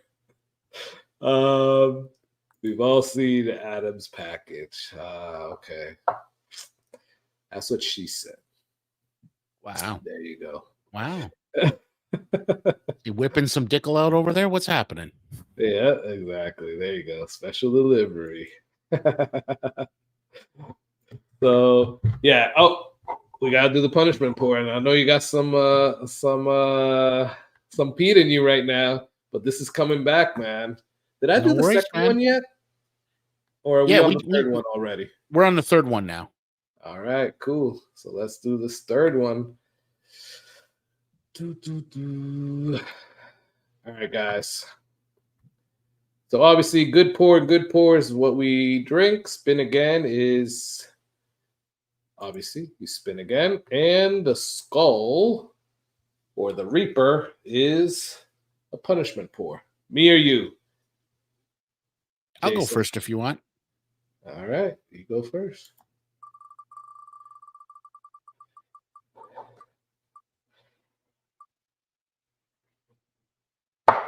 I'm telling you, man, you gotta go. I gotta get a lottery ticket, dude. That's 3 in a row. You gotta go hit that lottery, dude. I'll tell you you have not had one bad punishment pour. Now, you know, I'm gonna tell you, I'm gonna be like, man, if you don't put those punishment pours all together in one blend and drink them for the rest of the show, I don't know, Jason. Oh my god. No, we still have one more. There's 4. Right? All right. So I'll go now. And I'll see actually, you got a good pour. So what's your good pour? So you probably won't agree with this one because we talked about this. Okay. But I actually picked the short barrel toasted, the MDP pick. And I know you don't like this one as good or as much rather as 451, but I like this one. Short barrel toasted MDP pick. So this is the librarian? No. This is the Booker's Juice in the 25-year Four Roses barrels. Booker's Juice. So when 451 was picked, this was the other one. Okay, I understand. Yeah, and that actually consolidated. I have definitely confirmed the fact that I don't like that, because when we went to short barrel, I got a little pour of that one, and I didn't like it again. And then I think we had it at the last bottle share. Somebody had that, and I still didn't like it again. So Dave, I think, poured it in my glass, and I'm like, "What is this?" He's like, "Oh, smell it, taste it." I'm like, "Yeah, this is not for me." Only pick that we picked, but I will say, I did not say yay for that one. But I'm glad that you like it though, because it's an interesting bottle, right? It's Booker's Juice or Bean Juice, finished in 25-year-old Four Roses barrels. That's very interesting, right? So if I still like 451, Tampa, guys. Yeah, I still like 451. You know that pick. I mean, it's a great pick. I freaking love 451. But this one, 451 is one like I want to, we want to get the party started, right? I like that one. It's got intensity, right? Mm-hmm. This is just an easy sipper to me. So if you guys don't know, 451, what we're talking about is a pick from the North Tampa Bottle Club. It was our first short barrel pick that we put out, and it was basically a Booker's type of bottle. So let me solo myself. Yep. Maybe. Because it had the like Booker's label on it, because this is literally Booker's finished. So it's toasted Booker's first off. Toasted, yes. Yeah, so it's Booker's toasted because they toasted it. Then they put it to finish in Four Roses barrels. But this one wasn't 25-year. I think this was like a 17-year, if I'm not mistaken.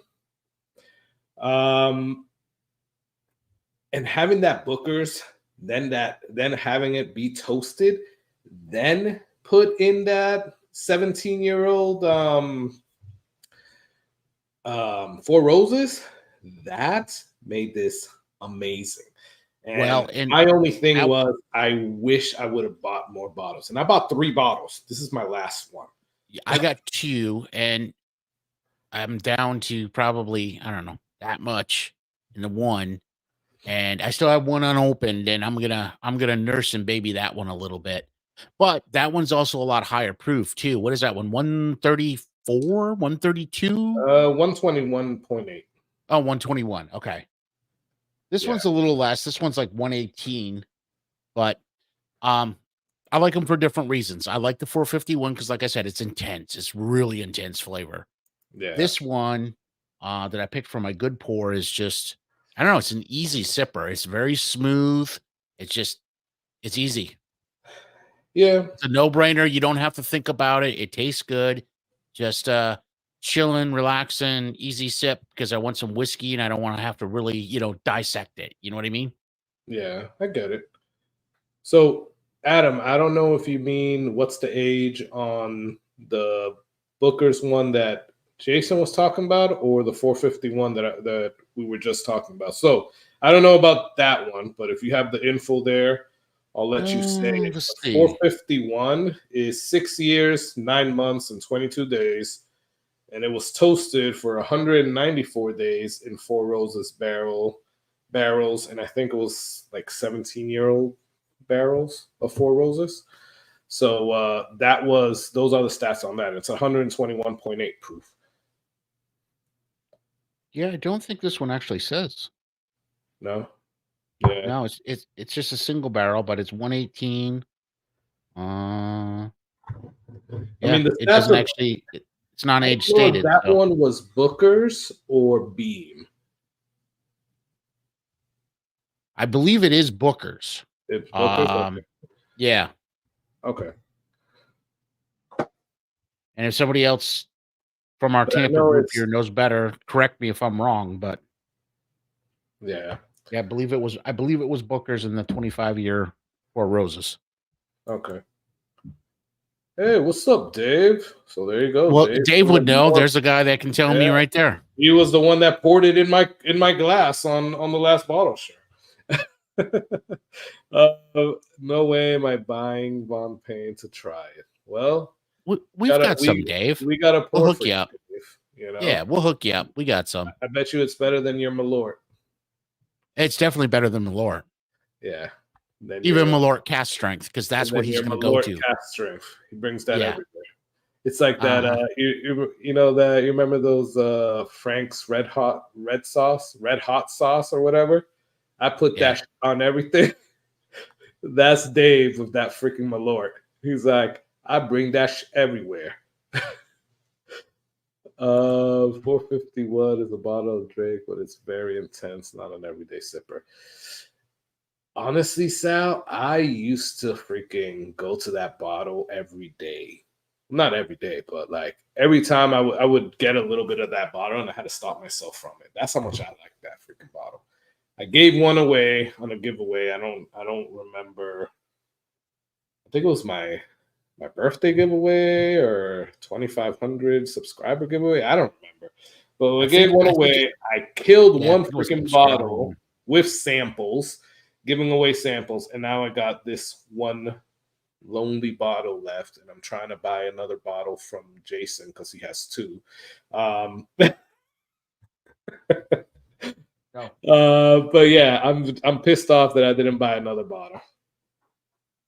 I mean, you're always welcome to a pour. You know that. Come on over. But nope, I got to hang on to that one. My wife liked the Von Payne at first. We bought it, put it on ice, and she was put off. It turned to cough medicine, she said. Huh. So I haven't tried it with like ice or water in it, Mark. So I haven't tried it that way either. And I even mentioned in my review that I thought it would be good that way because it just has that sort of dark berry taste. But that's interesting. Yeah, I'll have to try that now. I hope it doesn't taste like that. But I mean, certainly, I believe your wife, Mark. Yeah. There you go.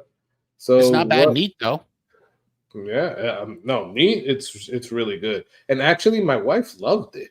That was like we didn't try it with ice or water, but that was probably the only whiskey that I could have her drink. Right. Interesting.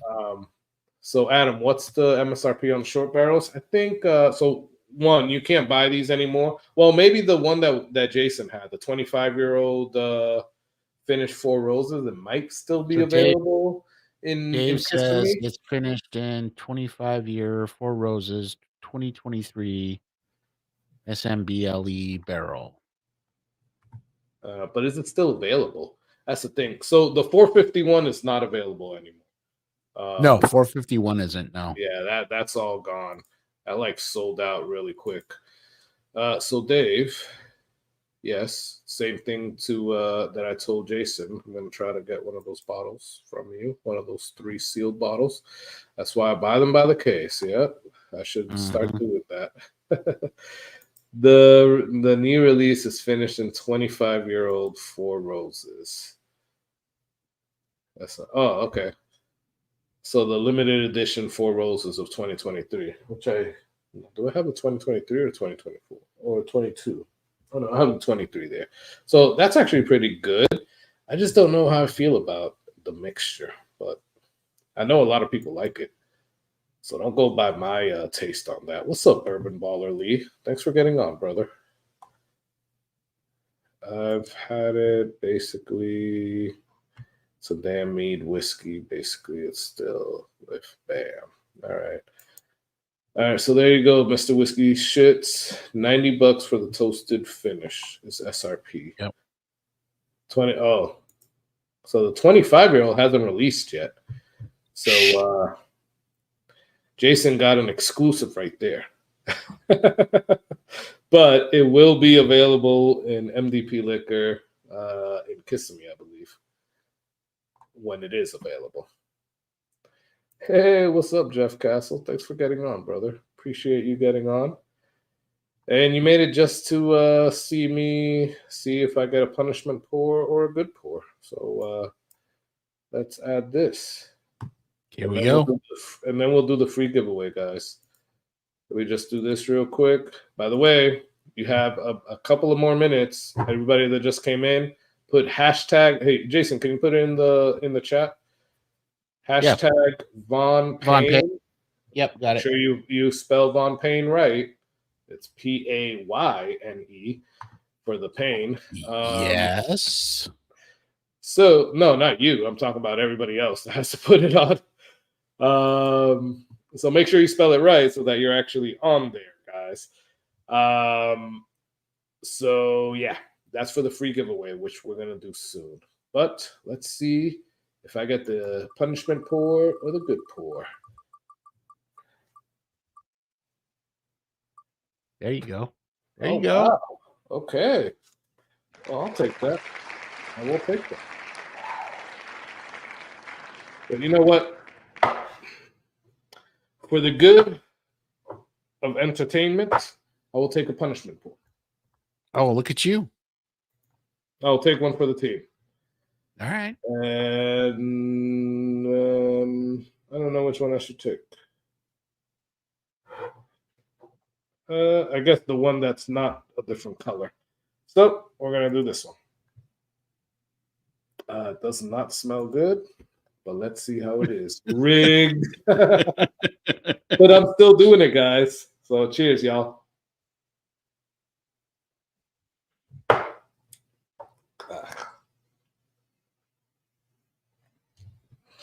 That's like freaking iodine, man. Oh my God. That's like, no, not iodine, like ammonia. It's probably Starlight Cigar. No, I know what that is. And you have it there, by the way. Mm-hmm. So get ready for that one. That one is H. Derringer. Oh, yeah. Gotcha. That one is the H. Derringer, brother. Yeah. That one needs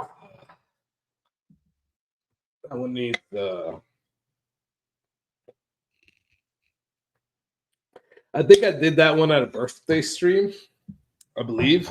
I don't know. It was some stream that somebody egged me on to actually pop it. I popped it and I had it. It was literally like freaking like pine sol and ammonia. Yeah, not good. Not good. Not good at all. Everybody's saying rigged. I could deliver a Malort Mini. Oh, thank you, Dave. I appreciate it, man. Malort. Yeah.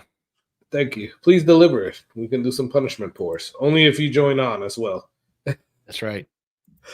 I wasted my money on that Starlight cigar. Hey man, I was talking about that Starlight cigar. It's cat piss in a jar. Wow. Great decanter. It is, Mr. Whiskey Shoes. That's the funny part about it. That H. Derringer has an amazing presentation. It's a box. You open the box up. Great little decanter. Has a little pistol there. It looks great. And the whiskey freaking sucks. Not as good as the Von Payne bottle, though. I gotta say. I said it's not as good as the Von Payne bottle, though. I gotta say. No, it's not. I will say that. I just got an idea for a live stream. Oh boy, you better write it down. We'll talk about that offline. All right, man. So yeah, it's a great decanter, but yeah, crappy whiskey. That's literally what it is. And then the funny thing is that I was in Georgia a couple of weeks back, and I walk into a store, and they have this new set where they actually have 2 pistols in a box. You know, I don't know if you guys have ever seen like the crazy like bottles that the tequilas have. Like when they're in the glass case, they either have a tiger or some pistols or a little machine gun or whatever. So it was kind of like that, but it came in a box. It had 2 of the H. Derringer pistols and then like 2 cups in the middle. And the H. Derringer pistols were actually the decanters. They had H. Derringer like $900. It was $90, I believe. Okay. So it wasn't. It looked really cool. It was a nice little conversation starter piece, but it sucked. Right? Yep. Yeah. I don't know. Yeah, H. Derringer. William Hall. Jeff Castle. She has experience tasting those. Okay. Yeah, Dave beat me to it. That was going to be my question to Jeff. What exactly does a wet cigar ashtray taste like? How would we know that it tastes like that?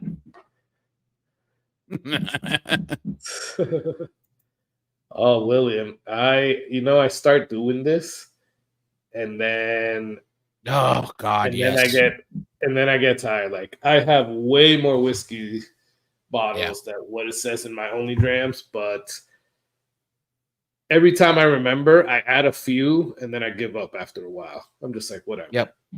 I've started a couple times and went, this is going to take all day. I got other stuff to do. Yeah, exactly. All right, so we did that. Let's talk about Von Payne, man. Let's talk about our Halloween bottles. Well, I think I have one more pour left, though, don't I? Do you have one more pour left? Yeah, man. I think I only did 3. Okay. So, you know what? In the spirit of everything, I'll do the same as you. We don't even need to spin it. So. Oh, you mean the punishment pour? We both have a punishment pour left. You want to just do those? Yeah, I'll do punishment. Here, but hold on. Take a shot, man. And you could always just not follow the wheel. Yeah, all right. Fair enough. Punishment pour. Or not punishment. We'll see how my luck really is today. What the hell, dude? 4 for 4, man. Look at that. Hold on. Oh, sorry. That was I must be living right.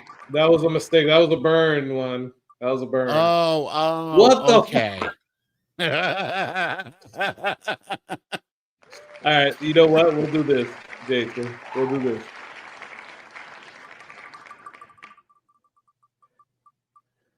Just take out all the goods. It's just going to be a wheel of reapers. Right? That's what I want to do.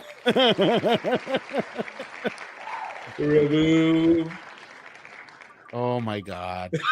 If it hits again, I'm telling you what. Dude, if it hits good pour, I'm gonna be like, what the hell? You need to go buy a lottery ticket. There you go. There Finally. we go. All right, so I don't know what these are. So you give me a number of one to try. I'll let you pick. I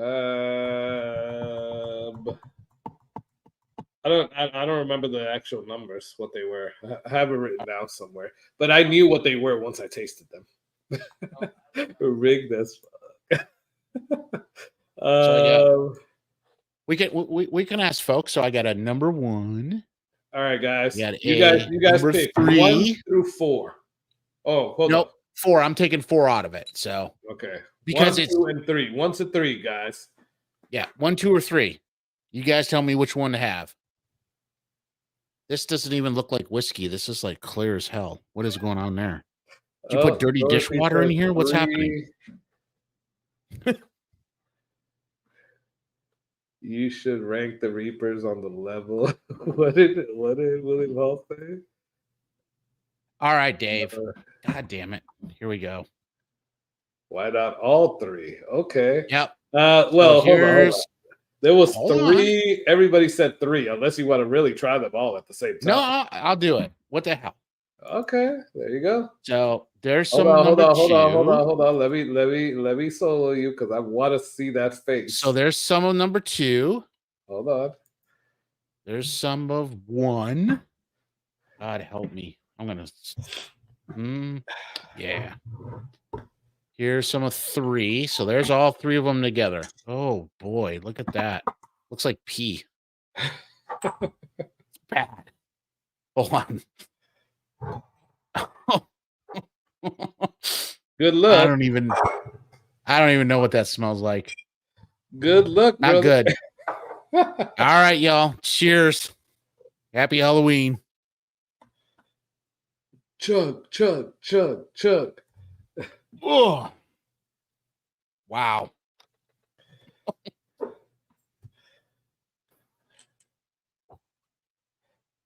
Yeah, that's not good. That is not good. You want to know what you had in there? Yeah. We definitely got to let folks know. What is it? Okay. So you had Claremont Steep. You had H. Derringer, and then the one that kind of looked clear or like pissy like. Yeah. That was Hot Habanero or Honey Habanero. Is some freaking Torp says it was a $3 bottle that RJ got and he sent me. All right. So that's a little left. Here we go. Rest of it. Chug. That is just funky as hell. Wow. Yeah, I'm surprised you had them all. So there you go, man. There you go. Well, I still have one left, I think. But I had a different one than you. I decided at the last moment, and I didn't. And I'm gonna give you the rest of this so you can actually try it. Which one is this? I love Sam from Withrop Liquors. He's an awesome dude. Yeah, awesome dude. Yeah, very awesome dude. So he gave me this one, and I think I did a short review on it on my channel, and I don't think I liked it. Oh, hold on. You're still up. You're like, I was like, where are you? I hear you. I don't see you. Sorry. There you go. There we go. So, you have to question something when it's freaking colorful. What is that? Is that toilet water? What is that? It basically looks like it, right? So this is called Romulan Rye. Oh, I get it. Okay. All right. It's 100 proof, right? Yep. So I think I did what you did as well. I'll pour number 2 in there. Okay. With this Romulan Rye. So that's the honey habanero. That is the honey habanero. Okay. I'll pour that on itself is not actually that bad. It isn't actually. I don't know, but I what like type of spicy. liqueur it is. Try that a little bit. And then the Claremont Steep. Okay. Yeah. Claremont Steep I already had poured in here. Claremont Steep. Pour the Claremont Steep in there. We got this little nice toilet water mix right here. Yeah, you sure do. All right. Bottoms up. Cheers, y'all.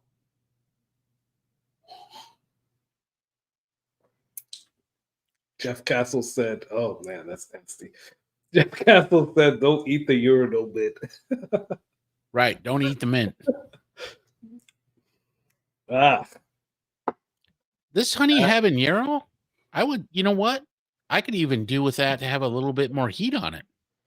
Like if you're going to say habanero, give me some spice. You know what I'm saying? Yeah, I don't know. You're going to have to hit up RJ. I don't know what that was. He sent it out to me. I mean, it's not bad, but it's got like, I don't know. I just want more spice and less sweet. You know what I mean? It's not bad, though. It's not great, but it's not bad. Oh, man. That's not good, guys. That's why you're not supposed to eat the mint. That looked foul, dude. That is not good. That looked foul. Dude, I'm going to give you some of this. Yeah, I'm going to have to try this thing. Again, yeah. I love Sam at Winthrop Liquors. Yeah. But, and he gave me that sample. He's like, yeah, I want you to taste it. And I guess it's something that's either Star Trek-y or something. It comes in like a Star Trek. Yeah, Romulan. Yeah. Is what he told me. But yeah, that is not good, guys. Wow. And then you mix the other stuff in there. Like I literally taste the barley. Like the barley is very overpowering from like the Claremont Steep. Ugh. Yeah, it is. Take myself off solo. Sorry. Oh, no worries. Yeah, that was not good. Okay, so let's do this giveaway, guys. Yeah, let's do it. All right, so we got 24. I think at some point we had over 30 people. Let's do this giveaway, but 24 is not bad, guys. No, for a Tuesday night, not bad at all. Not bad.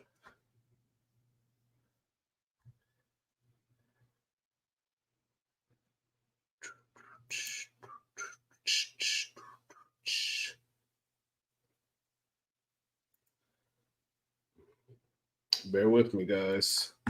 This thing is going it's like lagging like crazy. Yeah. All right. You guys can see it all. This is for the two 2-ounce samples of our Halloween bottles. So nice. Von Payne Black and Moonlight Mayhem from Finland Spirits. Oh, actually, it's the Moonlight Mayhem extended cut, which means it's their full moon proof. So 114 proof cast strength. Yes, they actually write full moon proof. That's awesome. It is. That's awesome. I like that. Who's the big winner? Torub! Congrats, brother. Oh, but he said send his to Tater Dom. Tater Dom, yeah. So is that still standing, Torub? Let me know, man.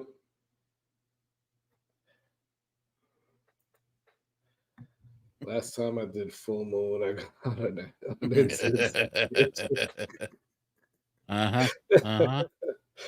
Full moon is better than half moon. That's funny. Guys, can I just talk about something real quick? Is it gonna let me bring it up? Crap, it's not gonna let me. Oh boy. I know. Oh boy.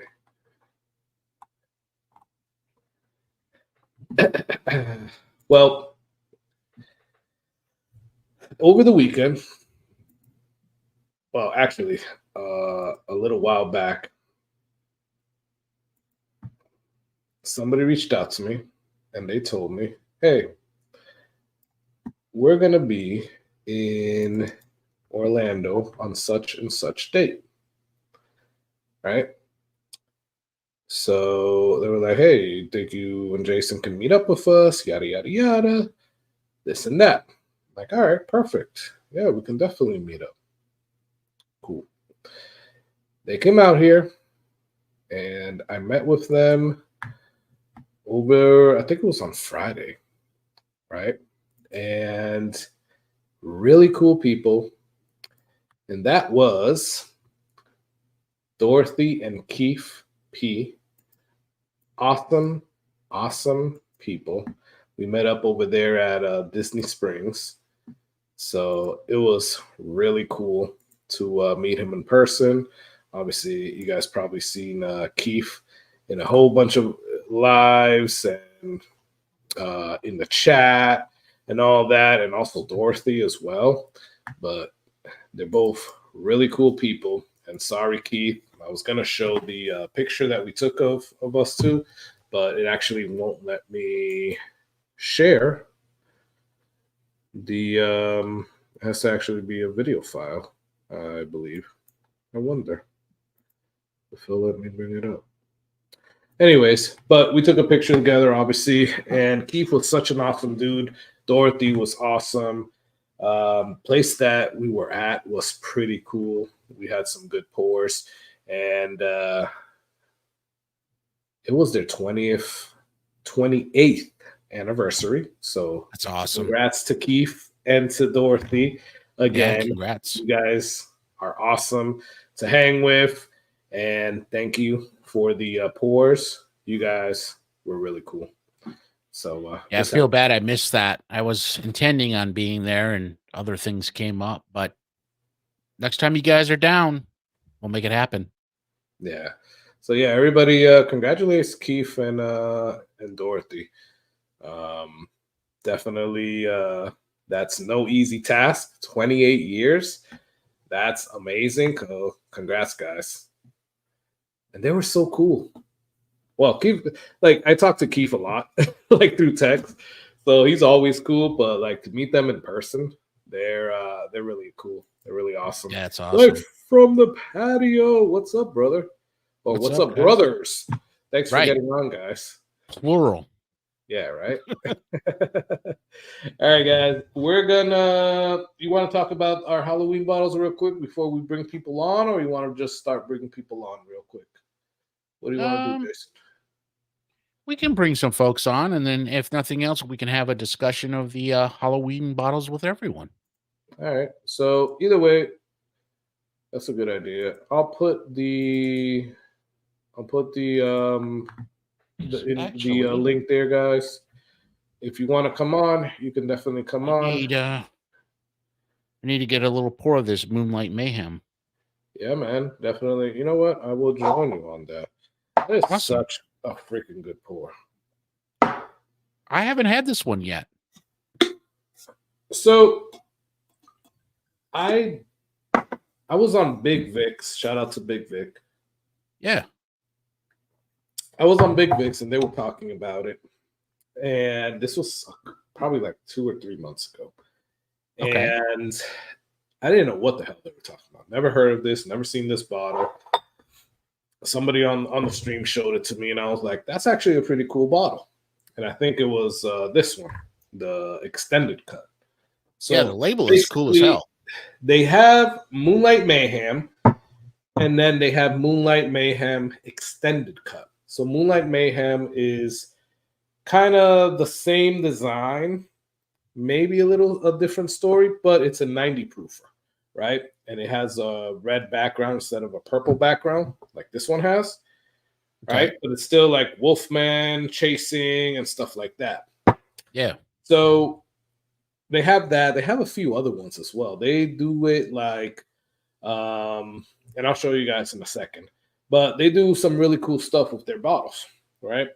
So the Moonlight Mayhem, the regular one, is like 90 something proof. It actually might be 90, 92, or 95, something like that. It's definitely under 100 proof. So this one is 114 proof. So you know I had to get the one that was the cast strength, right? Of course. Yeah. And that was water. I had to wash out my glass. So let's talk about this a little bit. So this is MGP. They don't hide that. They say they blend it and they bottle it in Kentucky, but it is distilled from MGP. And by the way, guys, you can always go on Filmland Spirits. It has a little barcode there, like a QR code, and you can read up on this, like literally like this made up movie that they made just for this freaking bottle. It's cool. So I am freaking digging these bottles. I think they look cool as hell. It's a little pricey, right? Just because of shipping, right? So I think the bottle's like $70, but whether you order it from their website or I ordered from Love Scotch, I believe. It's still like 20 something bucks, almost $30, but it's still pretty freaking good. I actually enjoy it. What do you think about it, Jason? So, the one thing I find really interesting, at least on the nose, I'm getting like a green apple in there. Do you get that?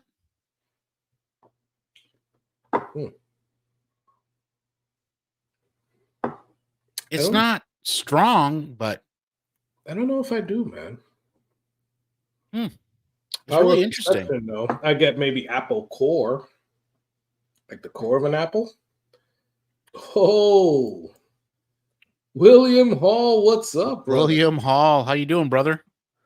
How's it going, man? How's it going, guys? Doing pretty good, man. How you doing? I'm looking a lot worse than I thought I did. Damn. Man, you look good, man. No worry about it. All good, brother. All good. You good, man. I've been boxing up whiskey all day. Boxing, which did you go to the Bourbon Junkies one? Or no, this room, which is my office, has just gotten out of control. So really? Anyway, I'm getting ready to come in here and do some remodeling and add lighting and do all kinds of things. But yeah, nice. It's like that over there. Those are all the boxes I got through today. Oh, damn. So yeah, that's what I was doing. I was putting it into only drams because I had to pull it out and try to box it up. So I just figured I'd kill two birds with one stone. Painful process. Yeah, if the wife ever looks at that dollar amount, I'm going to be in deep shit. That's why you don't put the dollar amount in there, man. What's wrong with you? No, it puts it in there automatically. It pulls up MSRP, which. Does she follow you on OnlyDrams, William? Yeah, no, I haven't even gotten to the good stuff yet, like all the the bookers and the little books and all the other. That's over there. And wow, man. Yeah, it's crazy though, because when you start taking inventory on all of this, you literally and it tells you, you're like, obviously it's gonna go off of, it might go off of MSRP, it might tell you like what the leading price of a bottle is, and then you start looking at that total and you're like, crap, I've spent that much money on whiskey. That's why I've stopped a few times, because it gets real scary real fast. Yeah. Well, I've got a whole box over there of bottles that I can't even find because they're like Irene Tan picks and just weird stuff that I've gotten, through the whiskey tubes that it has no idea what it is. And yeah, that's freaking, it's crazy, man. And how many double bottles I found because I'm at the liquor store. I'm thinking, hell, that looks good. And then get home, and have no idea because it's buried in some shelf somewhere. Oh yeah, I already got one. Oops. That's the thing, man. It's like somebody asked me the other day. So I traded a bottle the other day, and it was my second bottle of something. Somebody asked me, it's like, oh, you didn't like it that much? You don't like a backup? I'm like, it's not that I don't like it. I obviously really do like it. I want to stay away from backing stuff up because that just creates more like floor whiskey. You know, it's I haven't touched that yet. Jesus. Your shells are like mine, Carlos. You know, when you start double and triple stacking them, it's a problem. Yeah. You know it's bad when you got a JD barrel proof rye sitting on the floor. That's my floor whiskey. You know, so Yeah, man. Like it starts getting out of hand, and that's the thing. It does. And it's hard to manage, and I've got X amount of space, right? You know, so I got to deal with it. But Dave, Amateurs. So, yeah. So Dave, he has a whole guest room for his whiskey, and he has it all in like plastic bins and all that. He just buys, as he said earlier, he buys just cases of stuff. So it all goes into his guest room. Oh my God! And not to out you, Dave, but I mean, what are you pushing now? Like probably what 600 bottles? Oh, that's insane! Wow, look at that. The room that we could say. Yeah.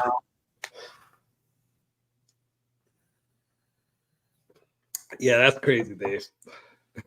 And I picked up some really good to Jeff's comment there.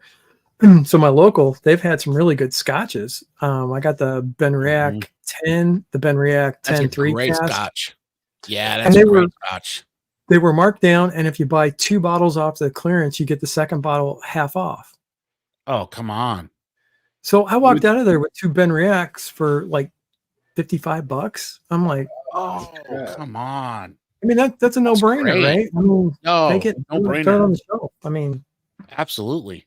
Which one was those, William? Was that the Smoky 12?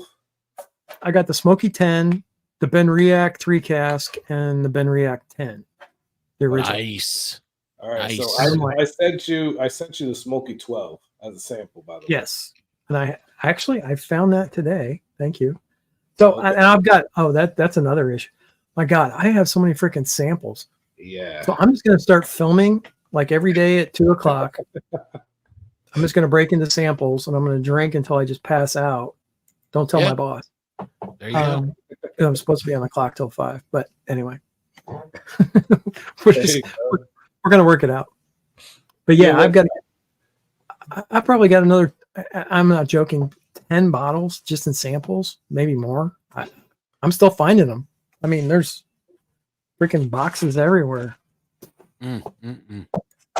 Carlos, did you send me these with the red and green last year Christmas? Which one was those? I don't. It's not marked. Oh no. No? That wasn't me. No. Okay, so these are orphans, and I have no idea, but I'm going to drink them anyway, just, because. Did you ever get anything from Sean at Echoes of Eternity? I have gotten several from him. I've gotten several from you. I've got, dude, I mean, seriously. Eric Gunderson, Dave Vogelsang. I mean, it's. Well, the reason I'm asking is he sent me stuff. I mean, that's red wax on the top, right? Is that red wax that's on there? I've got a red and green. He did something like that. I believe I remember around Christmas, so that could have been from him. Normally, I try to keep them in the box from the person it came from, so I know what it was. And for some reason, these two got separated, and I'm searching emails, and I'm like, I don't know what the hell this is, and I'm going to drink it, and I'm going to love it, and that's the problem. Then I'm not going to be able to know what it was to go find it. So I have the same problem, and then. Like I'll get stuff like this, and I don't know what happened to the label, and I'm just like, "What is this?" I have no idea who it's from, what it is even. And I tasted it I actually had a little pour of that the other day, and I'm like, "Oh, this is actually pretty good." Too bad I don't know what it is. Exactly. No, I got a couple that folks sent you, Carlos, for me, and I got to check with you on like what the hell it is, because they're just numbered, Yeah, exactly. Oh, you're talking about probably Sean's. No, Sean's. I'm gonna. 1, 2, 3, 4 on the top. Maybe. Well, it was either Sean or Shane. Might have been Shane's. Oh, okay. Shane's was the. It actually had it on the bottle. Like on Yes, the glass? yes. Yep. Yeah. I think the one from Shane that you got was the Weeder. The one that I said that tasted like Got two. maize or something like that. Oh, you got two. I don't know what the second one is then. Well, there we go. See? Yeah, I don't remember. And I don't think he even told me. I think he got on the live stream and he was like, "Oh, it's a blind." And oh yeah, that's right. See how it is. And I don't think he ever told me what it was. So gotta get new bottles for every share. There you go, Dave. Boydle share problems. Yeah, but then you end up like what you were doing, like trying to get rid of like bottles, trying to give people like freaking like 5-ounce pours just so you don't have to leave again with that bottle, Dave. Yeah. Dave had a cellar aged Maker's Mark. This story, yes. That he was trying to just get rid of. He did not want to take it back home. It was probably like a quarter of the bottle left, and he was going up to everybody. He's like, "You want some? You want some? You want some?" Everybody was like, I'm good." And nobody wanted the cellar aged. Yeah, nobody wanted it. Everybody was like, it's not as good as some of the other stuff that was on the table, so they were drinking that. And then I think it was Morgan. It was Morgan, and she took like a freaking Chris pour. Blend full. Yeah, it was a Chris pour. Yeah. So you guys don't carry empty 200 ml bottles with you just in case, just to cap one off and. That would be a good idea. That would be a good idea. Yeah, maybe we need to start doing that, right? Yeah, right. Or at least take what is it called, the Agenor, like little sample bottles. Yep. That would definitely be a good idea. But then it's like a slippery slope, right? Because I wasn't at that bottle share, but somebody told me about somebody that came to a bottle share and they pulled out these Agenor sample kits and they started filling it up with like everything, like all of the good stuff on the table. And those are 3 to 4 ounces. Yeah. Mm-hmm. And then they left. So it was like, really? That's not really a bottle share, man. Like you just came to get free whiskey. It's a bottle steal. That's bad decorum. That's a party foul. Yeah, bad form. Yep. Normally what I do, if I take a bottle to a bottle share and it's something decent, right? I'm going to take, I don't know, not even a 200 ml, but maybe something a little less. And I'm going to pour that out and I'm going to leave it at home. Right. And if I go and the bottle gets tapped, I don't care, Yeah. So I've still got mine back there. That's a good way to do it. I like that. And if it's a bottle that I'm like, I don't really care about, I'll leave the bottle. Somebody will take it home. I mean, it's. Yeah, that happens too. There's a lot of club bottles that get lugged around now. Oh yeah. I mean, if it's not something I'm in love with, let somebody else have it. Somebody there might like it and want to take it home. Fine. You know what? I don't care. Yeah. I mean, to do what you guys do with sending out samples and stuff, that shit gets expensive. I mean, you're talking $10-12 every time you pop a bag in the mail, right? So yeah, it's the shipping. Or I'm sorry, hand delivered kills you. Yeah. But but there's one bottle. Oh my God. I've probably told you guys about this bottle. Which one was that one, William? Benjamin Chapman. Benjamin Chapman. I've never tried that one. Don't. Okay. All right. Don't. Fair enough. If you see this bottle, turn around, walk away. It's only like $20. It's a rye. It's a 7-year, supposedly. This tastes like. You lost me at rye. Huh? Well, you lost me at rye. This tastes like you mowed your yard, you put it in a black trash bag, you let it sit in the sun for about 2 weeks, and then you went out and opened that bag and stuck your head in it. Oh, wow. Wow. And that smell actually transfers to the palate. Oh. This is something I'm going to send you blind as a punishment for. That sounds horrible. So that's a $28 bottle. You said it was like $20, I think.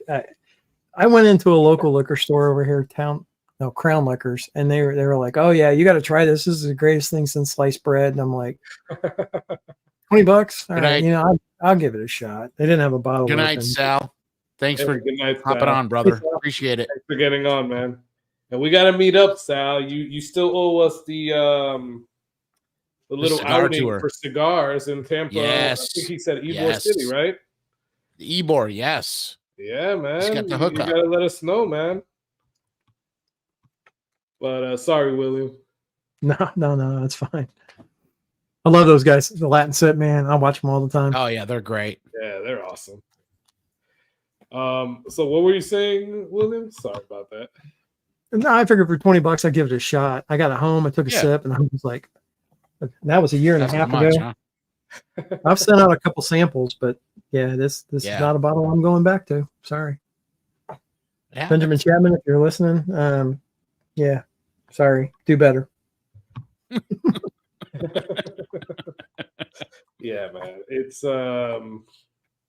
you know, and it's usually those like those bottles that are, well, most of the time it's the cheaper bottles, right? But there are some very expensive bottles that you're just like, ew, what is this? Because some of the craft distilleries, when they want to put out some bottles and it costs them more money, they want to definitely put that over to you as the consumer. But yeah, some of those bottles, man. Let's talk about that bottle. I'm sorry. Let's talk about this 18. One. Yeah. Okay. So it's not bad. It's not. I mean, it's not bad. But I'm sorry, for 100 proof and the price tag on this. Come on, guys. Really? You couldn't do 120? You couldn't do 120 proof? Really? Yeah. Yeah. It's a good bottle. I mean, it really is, and I do enjoy it. But see, I like Knob Creek, but I like the Elijah Craig 18 better than that one. Oh yeah, absolutely. And I'm not mad at the Elijah Craig 18. I'm not happy with the price on it, but you know. No. And I got it before it got ridiculous. I think the bottle I got mine, I don't know, year and a half ago, 2 years ago. It was like 150, 155. So what batch is that, William? Which one do you have of the 18? This is last year. This is 2023. So okay. So batch 2. Release KC002. Okay. Yeah. I think it's a little too oaky for my taste. It's good. I like oak. I mean, I do. I mean, that's. Yeah. You're absolutely right. For 120 proof and that price point, I would be so happy because I think the flavor would just be that much pound, you know, just kind of blow you out. But I mean, you can go buy 100 proof Old Forester for $20. And I'm sorry, this bottle has got a tremendous amount of flavor for what it is. I mean, it does. So, you know, $120, or $20 versus $150. Come on, really? I mean, yeah, and that's the thing. Some of these, like, I don't know, man. Like, some of these can get up there in the price, right? So I was a little thrown off by that one, by the 2023, by the batch 2, right? And I skipped that on batch 3, I believe, of this year. This year, 2024, yeah. Yeah. And but it was kind of like the opposite with Baker's 13. So last year I didn't like it at all. And I passed by it. I think it was Chris that sent me a sample, and I didn't like it at all. And I just totally passed by it. Now I got a sample and I tasted the Baker's 13 of this year, and that actually made me buy one. Right? I got it at a really good price, but it actually made me buy one. So it's crazy how it goes, especially with the bean, how it goes from like year to year. Yeah.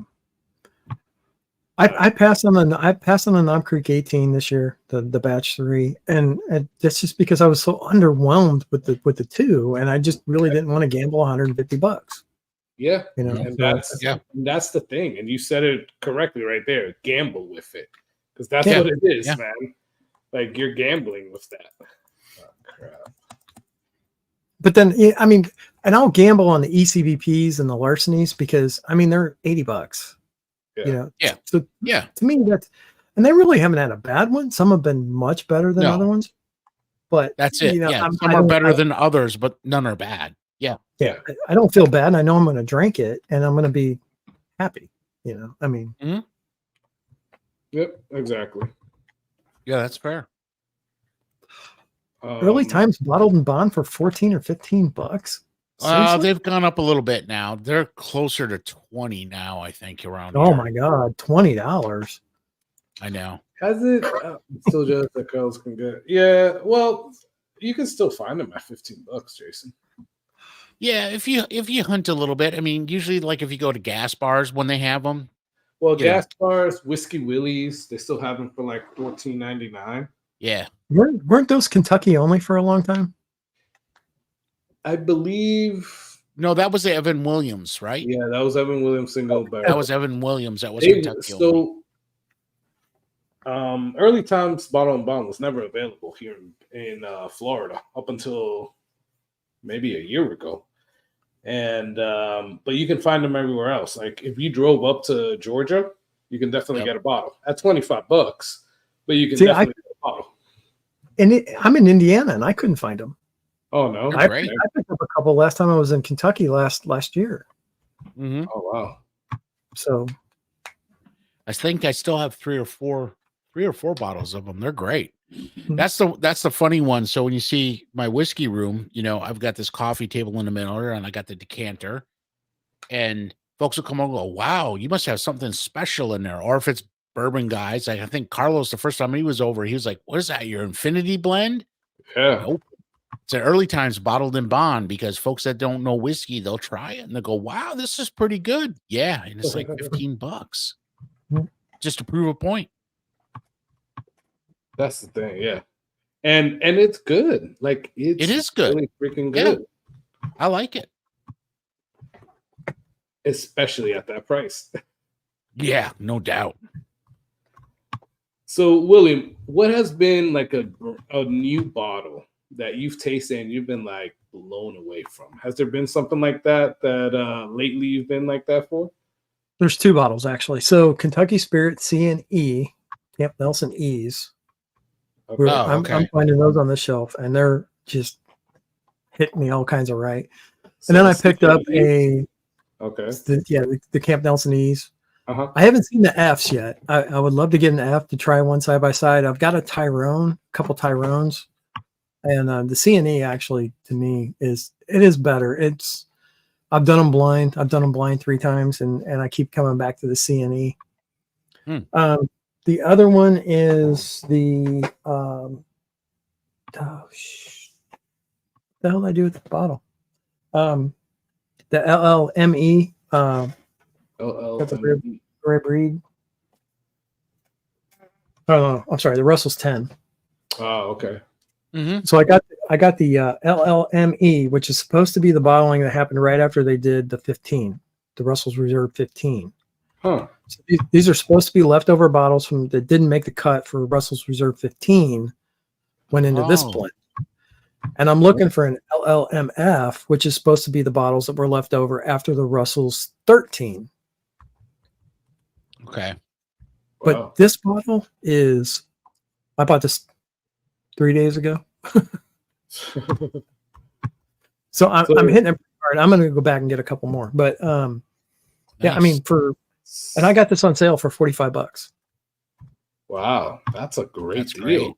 Yeah, it is. You know, so I So mean, you're definitely a turkey guy, man. I do like turkey, but these are more fruit forward. They're very sweet up front. You get a lot of that candied dark fruits up front. You get the vanilla, you get the brown sugar, you get, you know, the quintessential flavors. But I can say they are actually slightly different. I mean, if you put this up against, well, especially if you put it up against like Wild Turkey 101, you're going to pick this all day long, right? Yeah. Now, I don't have, well, actually, I shouldn't say that. I do have a sample of Russell's Reserve 15, and I haven't put it up against that yet because I haven't wanted to crack that sample. Thank you, Dave Vogelsang, for that one. But, you know, Vogel sample. Vogel sample. There you go. Dave the Don. God, he sent me so much good shit. But yeah, I would love to do that kind of a one-on-one between those two, just to kind of see. Now it's cut down. I mean, it's cut down obviously with 10-year because they can't age date it above 10, right? Yeah. So it's more of a blend, but it's still just super sweet, super fruity up front, and it's got a finish that just makes you want to go dive back into that bottle again and again and again. You know, so when I wake up in the morning and I think about a bottle, that's the bottle I'm thinking about right now for the last, week. But wow, man, that was a really good description, man.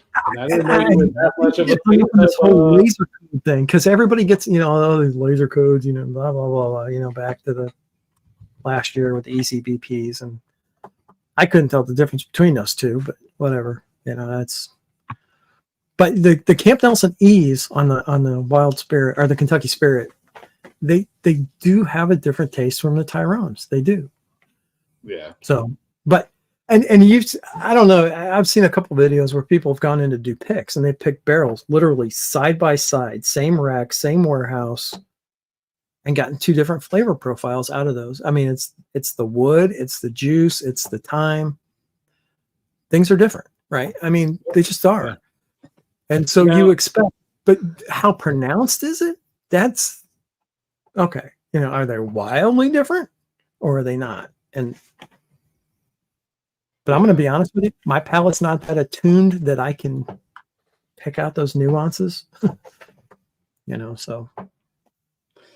So have you tried it up against any of the the Russell's Rick House or anything like that, William? I've never had any of those. Nope, never seen them. Never. Oh my God, if I did, I'd have them all on my shelf. But no, never seen them. Never had them. Never tried them. Never smelled them. Never.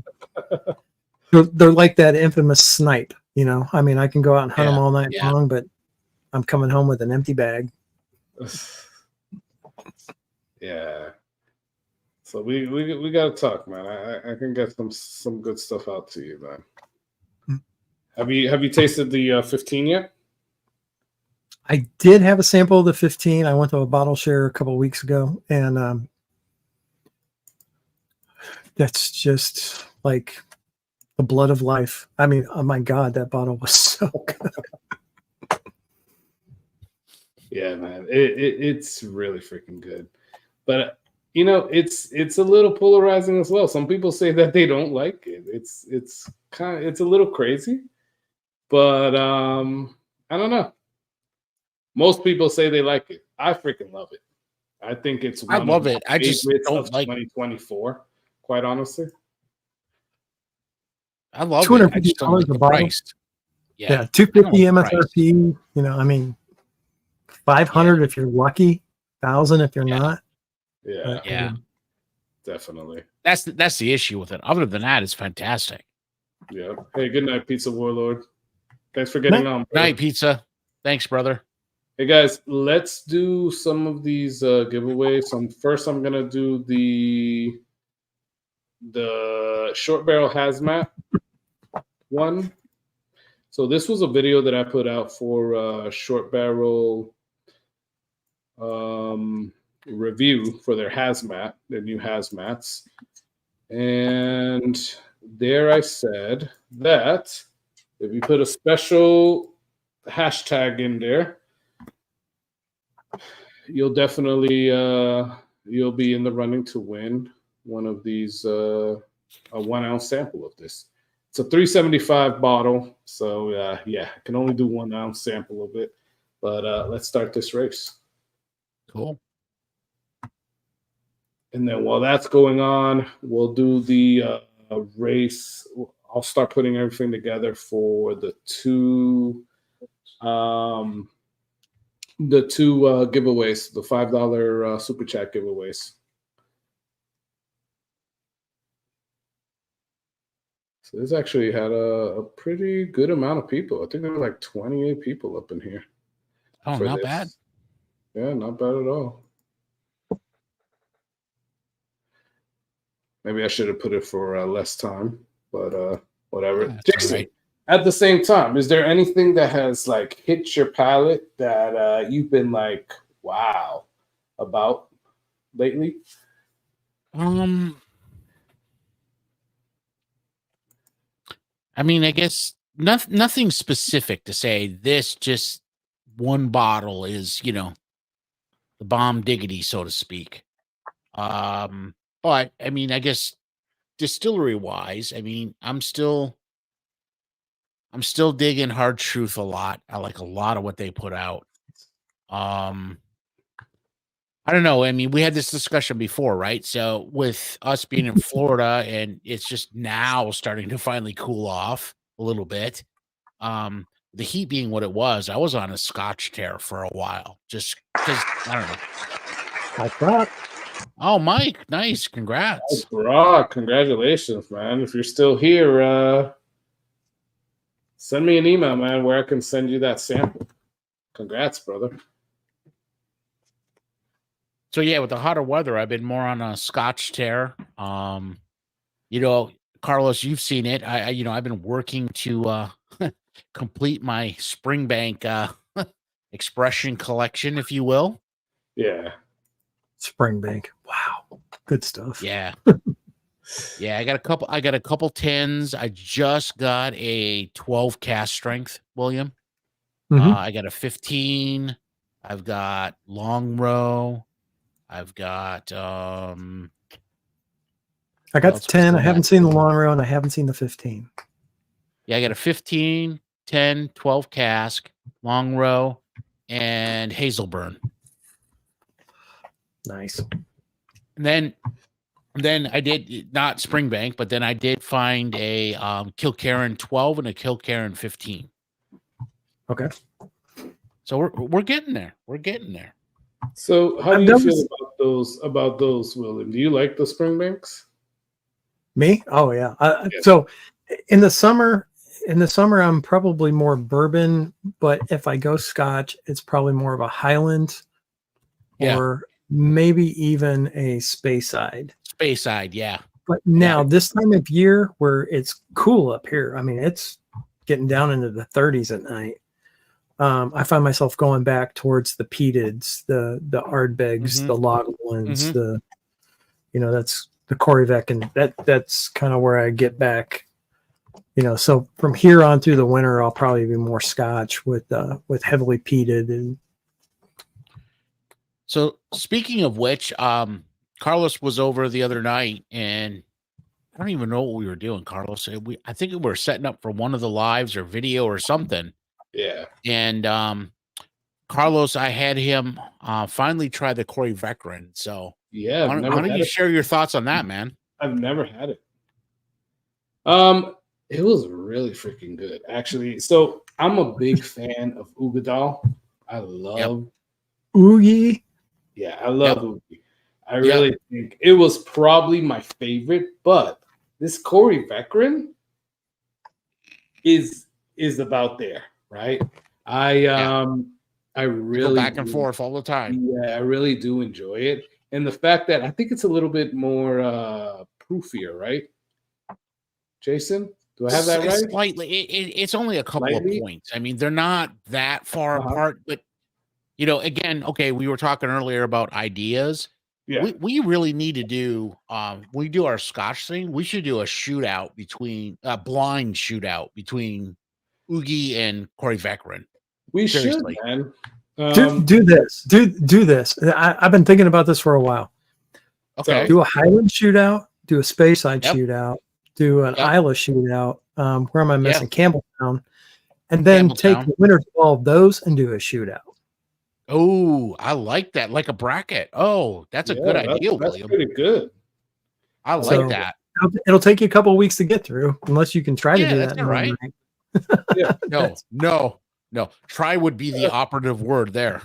That'd be pretty brutal, but Ooh, yeah, man, that'd I've been be thinking rough. about that. I like that idea. That's yeah, really good. I really like that idea. That's a pretty cool idea, man. Hey, Carlos, do you have Mike's info? I do not. Mike Brock, you need to send an email. I do not. Yeah, Mike, can you send me an email on sflwhiskeycorner@gmail.com? I don't know if he's still here. Have a If good not, night, I have Dave. Thanks you. for. Well, Mike, I think I have you on Discord, on RJ's Discord. I think I'll reach out through there. But if anything, here, I'll put it in the chat. And real quick, Dave, thanks for jumping on, brother. Have a good night. Oh, Dave has to get off. Hey, Dave, thanks for getting on, man. There we go. Day 2 of Sober November. It hasn't even started yet. I'm out as well. Day 2. He's got some obligations in November. Yeah. He's got to behave. No, I thought he was saying it's already November, and I'm like, wait a minute, because I know I've been drinking, but damn, I didn't lose a whole week. No, you didn't. Not yet. My kids are so freaking excited for tomorrow. Are they? Yeah. Wait, what's tomorrow? Not tomorrow. Sorry, Thursday. Oh, Thursday. Okay. Yeah. At least my 9-year-old. My 15-year-old really my 15-year-old really doesn't care. Other than him just inviting his friends over. That's really it. But my 9-year-old, he's already like, we walk around the community and he's already like saying, okay, we got to go to this house. We got to go to this house. This is the house that we skipped. He's already making like a little freaking plan. And I'm like, huh? Yeah. Like, okay. So I'm at that point now where the kids are old enough to do their own thing. So we just sit out in the driveway. Usually we'll order pizza and have some drinks and hand out candy bars, man. It's awesome. Yeah. We're the same. We're the same. Our youngest are 23 this year. So oh man, okay. Oh, wow. We're going out. William, and you don't even look old enough to have a 23-year-old. Yeah, man. Exactly, William. What do you mean, man? So I'm 56. And here's the fun thing. Yeah, my wife is actually, she's 15 years younger than me. Oh, and the twins that are 23 are her kids. Oh wow. So, yeah. Wow. Okay. Yeah. She's my retirement package. Dang, I hope when I'm 56, I look as good as you, man. I'm telling you what. Man, you don't look anything like 56, William. It's because I drink a lot. I'm well preserved. I'll hit this next year here. I'll hit 50. That's where I'm at. So I work with Carlos is a youngster. Man, I'm 41, so I'm about to be 40. That's a youngster. In the next, you're a youngster. And when you're 30 something and you get to 40, you're like, yeah, wait till you hit 50, brother. Wait till you hit 50. Yeah, see, my oldest, I have 3 kids, and she's got 2, and my oldest will be 25. So they go 25, 24, 23, and then her 2 twins are 23. So wow, okay. I didn't get married until I was 30, the first time. Yeah, so. I didn't either. I think, was I 30? Hold on. What is this year? It'll be, well, this next year will be what, 25? Yeah, it'll be 20 years this next year. Yeah. Yep. I got married when I was 30 because I was having way too much fun in my 20s. So yeah, I was 32. Isn't that how it always goes? Trying to do the math here. Yeah, I was 32. When you got married? Yeah. Damn. I guess I took the other route. I got married. I think I was like 24. Okay. So, I didn't really enjoy my 20s, I guess. Well, I enjoyed the first few years of my 20s. There you go. No, I enjoyed it all. It just, I was 30 when we got married, and then it'll be 20 years married this next year. I mean, I've been with Janelle for 25 years. Oh wow. Yeah, I think that's right. 25. Yeah, it's been a hot minute. Damn. Yeah, it's been a hot minute. That's awesome, dude. Yeah, man. Yeah, you're about to hit like Keith P numbers right there, man. Getting there. Yeah, getting there, man. Hey guys, let me do this giveaway. So we're gonna do the 2 giveaways now. I'll take this off and I'll do the other one. So we're gonna do the 2 $5 giveaways. So if anybody wants to still get in on that, you have about 1 minute. Maybe more because StreamYard is acting up and won't let me click something. What the hell? Okay. Oh, that's crazy. So I got that little infamous StreamYard is not responding right now. Would you like to exit the page? Oh no. This is freaking crazy. All right. So all right, it came back now. It's just been a you know what show tonight. Yeah, it definitely has. Hey, Bitsy. I'm not gonna say the rest of it, but thanks for joining on. How you doing? What? Wash your butter butt? Yeah. Wow. I decided not to say that. I said it for you. It's all right. Thank you, Jason. I appreciate it, man.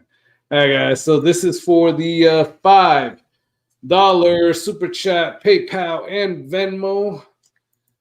We got a few people on here. So wait, hold on. Which one is this for? Is this the 4 sampler or is this the 2 plus the decanter? So let's do I don't know. Let's do the decanter first. All right. Carlos trying to elevate names in there.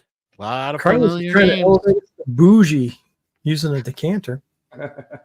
Hey, Bougie, it I was like pretty cool. I saw it at It is I saw cool. it the other day, and I was like, "Oh, that's perfect for Halloween." So many things went wrong today. It's not even funny. So many things went wrong. Like I was supposed to come out like with some like skull makeup or whatever, and that never happened because I never got out to actually got up to actually. I never got enough time to actually do it up. Plus, I was wondering. I was like, how is that going to look on customer calls tomorrow? Am I going to be able to take that off? Can you imagine? Yes, like, sir. Yes, sir. Okay?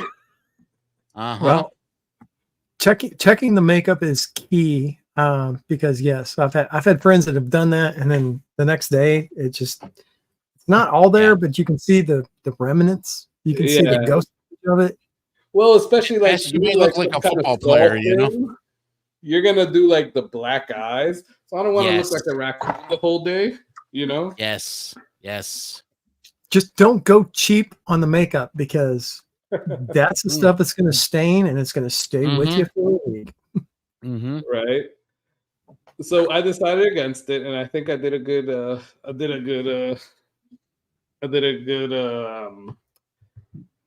pick with that because I don't think it was going to go very well. Yes. And I have some early meetings tomorrow. Well, not that early. I have like 9:30 meetings tomorrow, so it's like no, that's not early. Come on. No, it's not early, but still, I don't think that I know what you mean. that makeup will be off by that time, or you'll still see like William said, the remnants of it. I never turn my camera on. I'm still working from home 4.5 years later, and I've got a piece of electrical tape over my camera on my laptop. I don't ever turn it on. So I'm the same way, William, except for when somebody comes on video. And it's always at the last minute that they'll oh, Gunner. Congrats. Oh, nice, brother. Gunner. Congrats. So, Gunner, you just won the decanter, the skull decanter, and the 2-ounce sample of the ASW Fiddler Georgia Heartwood. I thought that was Malort. The Malort. Maybe we'll throw in a Malort sample in there for you as well, man. Barrel strength. Dave's not on here yet, but he loves giving that out. He does. So, he does. Yes, he does. So maybe you can get a sample of that. I don't mind Malort. actually. I mean, it's different, but it's It's a palate killer. I mean, you don't want to drink anything after it. But now the JP Epperson, the bourbon is not bad at all. Actually, their actual bourbon. Mm-mm. But it's an acquired taste, kind of like ouzo, and I mean, ouzo. Yeah, that's fair. That's fair. You know, it is what it is. It serves a purpose. I don't mind it. I don't hate it. Yeah, but I'm not going to go looking for it. Yes, fair enough. Yes. Yeah, exactly. All right, guys. So let's do another one. So you guys have about a minute to get on to put one else in there. Well, another entry in there. That's what I mean. It's a minute in whiskey time. Just FYI, right. Everybody on stream. Right.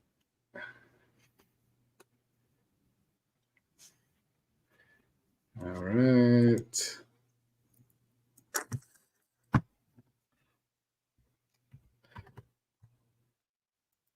So I think after this, guys, we're going to end it. And hey, William, we can go on Cheech's stream because he's already on as well. Okay. You going to stay on for longer, William? Yeah, I'll probably be up for You're hanging out tonight? Yeah. All right, cool. So we can go on Cheech's stream there. Let me shuffle this real quick, guys. Hey, Keith, I added the other one for you. So you're there, brother.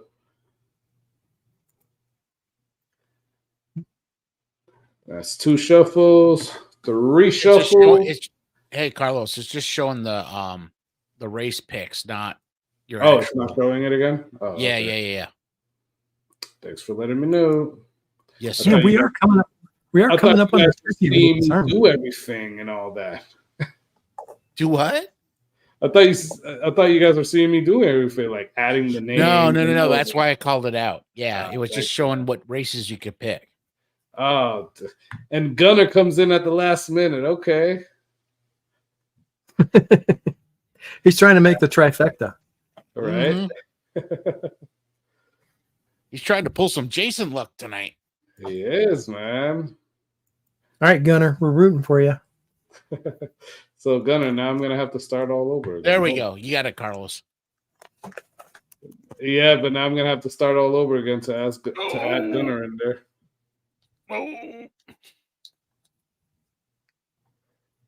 Where's my witch race? Mark Emmenecker, he needs a win, man. I haven't seen that guy win in a while. He used to win a hot minute, right? Yeah. Before. It goes in streaks. Yeah, I've done the same thing where it's like every week you just can't lose, and then you go months without. Oh, really? I don't know, William. Every time you're on a stream, you win once or twice. So I actually have a spreadsheet where I keep track of how much I spend and how much I win. And I'm negative, which it's fine. That's not the point. You know, I mean, when you win, you win. But shit, come on. I'm a degenerate gambler. I don't really care.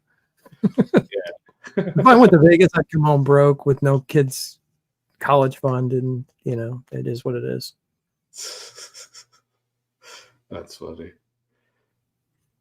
It's all good, man. I think at one point we're all gamblers here. We all want to win.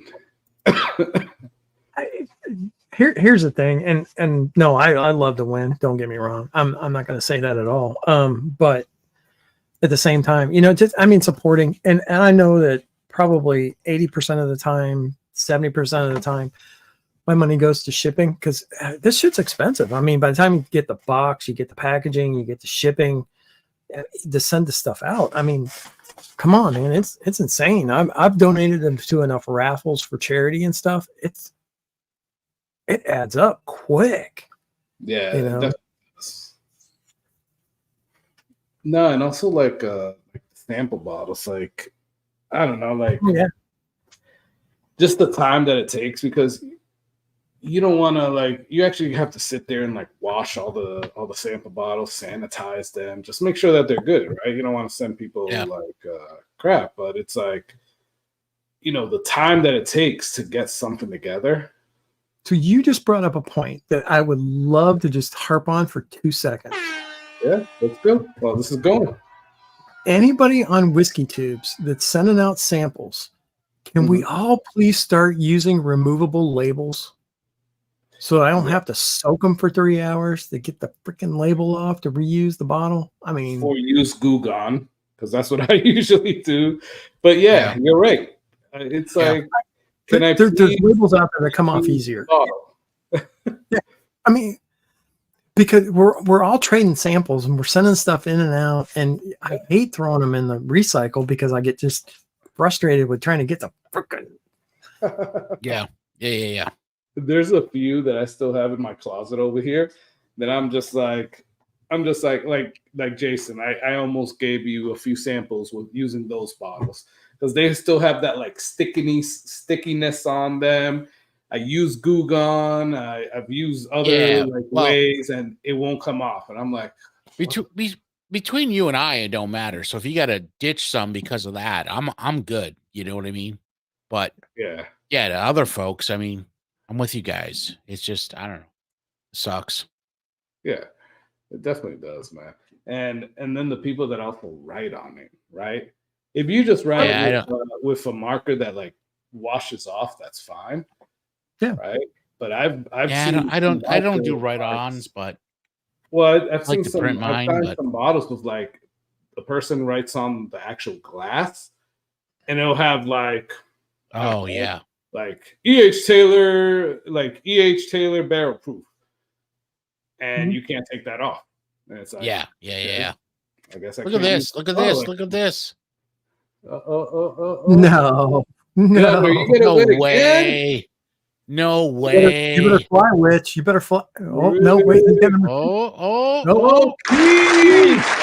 Keith. Damn, Keith. Congrats, Keith. Wow, Keith. You are,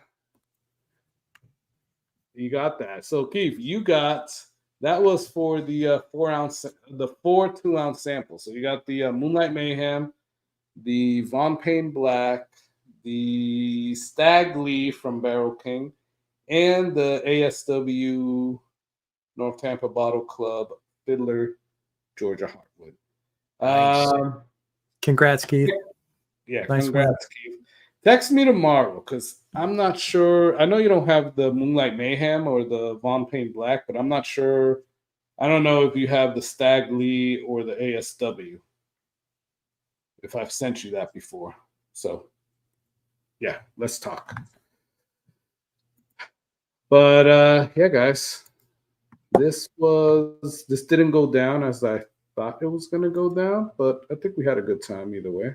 Yeah, no, it was so good. We had some technical difficulties. Always. Yeah, it's a given. Always. It is what it is. And I always have I'm trying to click out of this race. Oh, you had it. Do I? I don't know. You did. There you go. Is it off now? Okay. Yeah, you're good. Yay! All right, guys. We're gonna end the stream here. We're gonna pop over to Whiskey Encore to Cheech over there. He's already been live. So head on over there. I don't know if anybody else is live as well, but go check out everybody else on Whiskey Tube as well. But I know for a fact Whiskey Encore is live. So we're going to be over there. William, you're going to join us over there as well? Yep. I'm going to pop over. Awesome. So thank you, everybody, for getting on. Thank you for celebrating this pre-Halloween live stream with us. Hope you guys all did some good stuff. I mean, had fun with the good stuff that we did. And lastly, shameless plug, 2 shameless plugs. Check out Jason's video. It was a cool video where he did his where he did his review on Von Payne Black, and he did that Gargoyle's Blood cocktail. So go check that out. Also, we dropped a few of the links in there for the Westward whiskey picks. Yep. Go check that out because make sure you get one. Really good. They're going fast. Yep, they are. Of American single malt. So definitely go check that out. With that said, thanks everyone. Appreciate all of y'all. Have a good night. Yes, appreciate y'all. Thank you.